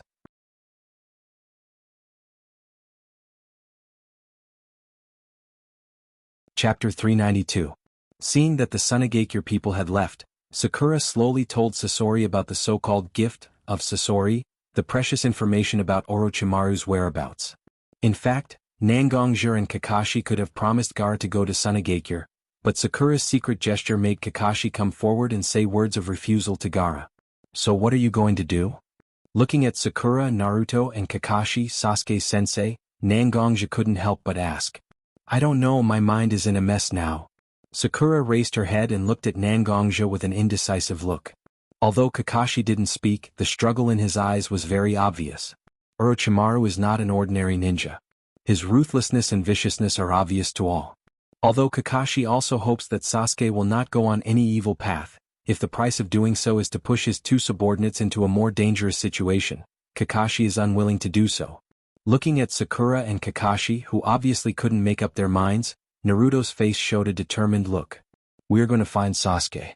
I said before that I will bring Sasuke back, even if I break his hands and feet, I will bring Sasuke back." It was still very similar to 3 years ago.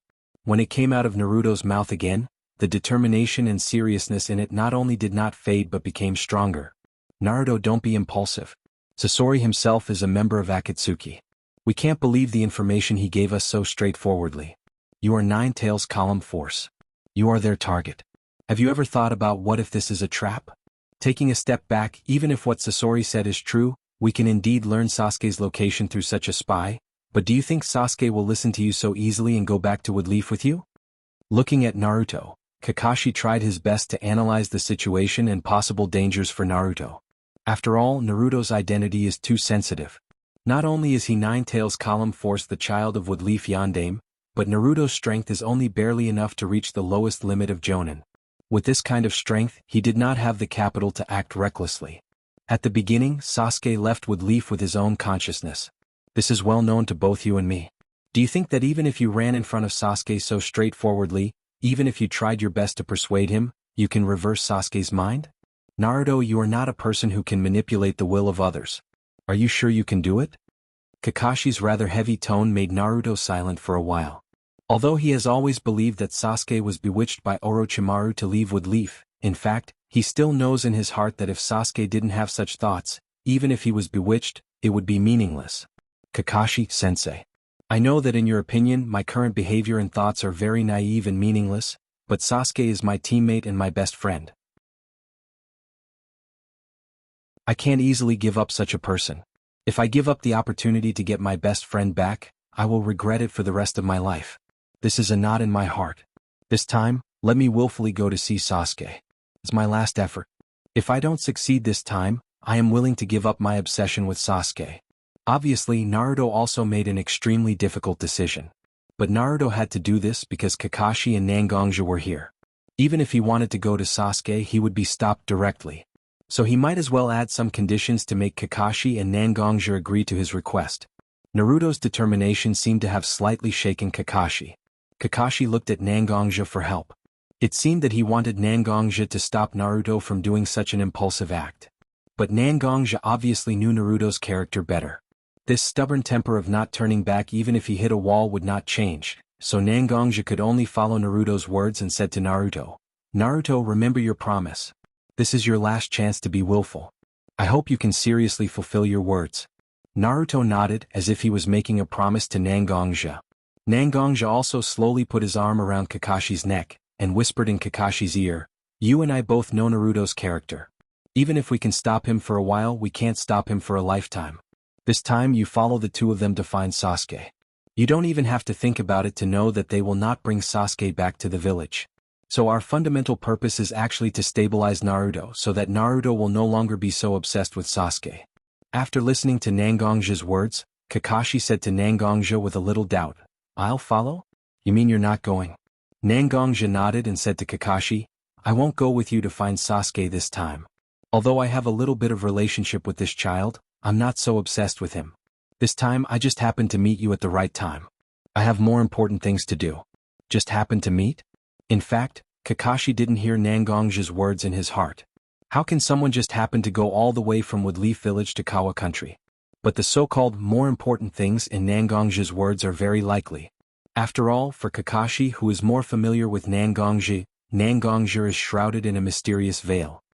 Well, then I can only try my best to let Naruto and Sakura safely return to the village. Hearing Kakashi's answer, Nangonja was a little relieved.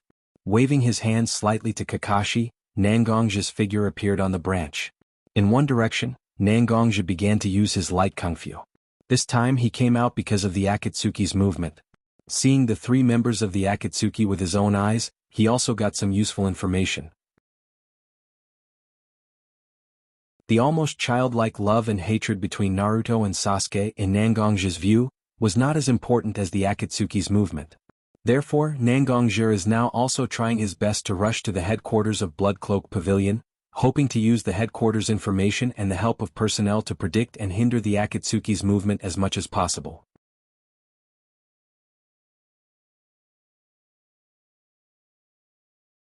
Chapter 393. Head. In front of the gate of the Bloodcloth Pavilion's headquarters, two Bloodcloth Pavilion disciples dressed in greenwood altar uniforms bowed respectfully to Nangonja, who was standing at the gate. Although Nangongja had not spent much time in the Bloodcloth Pavilion's headquarters in the past few years, Nangongja's prestige had increased instead of decreasing. Nangongja and Bai Shui had rescued the Bloodcloth Pavilion from the brink of collapse. They had formulated a series of development policies, allowing the Bloodcloth Pavilion to slowly emerge from a hidden organization and become a huge force that every disciple of the Bloodcloth Pavilion could proudly declare their allegiance to. All of these actions were constantly spreading his influence.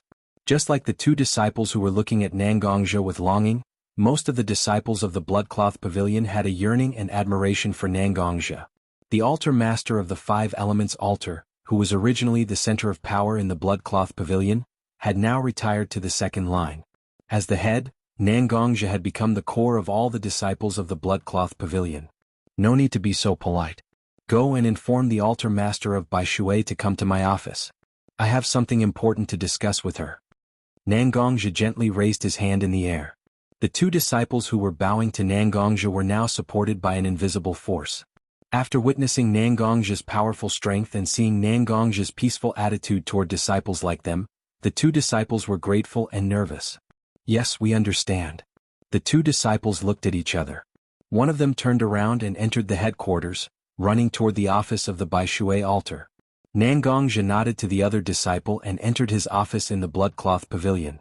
When he opened the door of his office, nothing had changed. It looked spotless. Nangongja casually hung his coat on a hanger and casually paced around his room. Soon there was a soft knock on the door of Nangongja's office. Nangongja also straightened his expression and sat on his seat. After clearing his throat and tidying up his clothes, Nangongja continued, "I'm sorry, but I'm sorry. Please come in." The door was quickly opened. Bai Shui, who was wearing a green dress, stood outside the door. Although several years had passed, time did not seem to have left the slightest trace on Bai Shui's body. No, it could not be said that there was no trace. Bai Shui tied her hair into a bun on top of her head, revealing her fresh and beautiful face. That kind of gentle feeling became even more intense, and there was a kind of refreshing feeling that hit him in the face. "Head, the altar lord of Bai Shui altar is here to report." When Bai Shui saw Nangongja, she slowly bowed to Nangongja. Nangongja didn't show off his ability to support the two disciples at the door. Instead, he personally walked up and helped Bai Shui up. After closing the door of the office, Nangongja brought Bai Shui to the sofa in the office. "Head, you haven't come to the headquarters for a long time. Do you have any important matters that require our assistance?" Bai Shui's tone seemed to be a little reproachful as she spoke to Nangongja, who was just like her younger brother. "Big sister Bishui, you should understand that managing a huge force is not my goal. This headquarters has sister Bai Shui, old man Aoki, Ho Tu, and Akame's assistants. This place is not mine, right?" Among the 5 altar lords of the 5 Elements altar, Bai Shui was undoubtedly the closest to Nangongja. Therefore, Nangongja did not mind revealing his thoughts in front of Bai Shui. "This time I came to the headquarters of the Blood-Robed Pavilion because of the Akatsuki, the mortal enemy of our Blood-Robed Pavilion. When I was in the Woodleaf village, I received the news that Gaara was kidnapped by the Akatsuki. After that, I immediately went to the Sunagakure. I've watched more than half of this one-tail capture battle. It turns out that the Akatsuki itself has a very convenient way to seal the bijou. It took less than 4 days for Gaara to be taken away and for the tailed beast in his body to be stripped. This kind of mobility is extremely advantageous. Although there is no eternal enemy in the world, the Akatsuki has lost too many people in our hands. How can a person who cut a piece of flesh from your body be so easy to forget? Therefore, we still need to do everything possible to suppress the strength of the Akatsuki, so that they have no spare energy to be distracted. Originally, the Blood-Robed Pavilion pursued survival, and the Akatsuki pursued power. Originally, there was no conflict between these two forces. However, step by step they were on opposite sides. Among them, the Akatsuki besieged the Blood-Robed Pavilion before, and even used the altar lord of the Blood-Robed Pavilion to help him. This was also one of the reasons Nangongja just said. But the power of the Blood-Robed Pavilion has slowly emerged at this moment and became a part of the ninja world. Although the purpose of the Akatsuki is unknown, it must be to disturb the current situation of the ninja world. Whether it is the old forces like the 5 great ninja villages or the Blood-Robed Pavilion, they are undoubtedly pursuing temporary peace in the ninja world. This is the real most important reason, and it is also the most important reason that cannot be told to outsiders. I already understand little brother Nangong's idea. You don't need to spend so much effort to persuade me. I am firmly on your side. You only need to consider how to fully mobilize the power of the blood-robed pavilion to achieve your own goals. As long as it is something that Big Sister can do, Big Sister will naturally do her best to help you.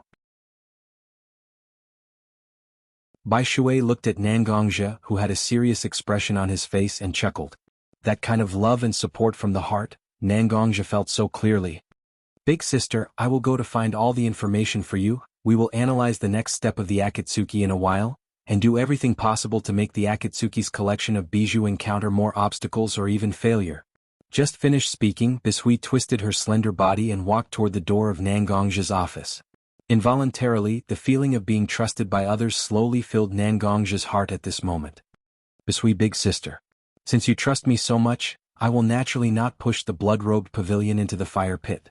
You're tuning in to the Han Li's Wuxia Adventures YouTube channel. We're so grateful for your support, and don't forget to subscribe to join us on this incredible journey through captivating stories.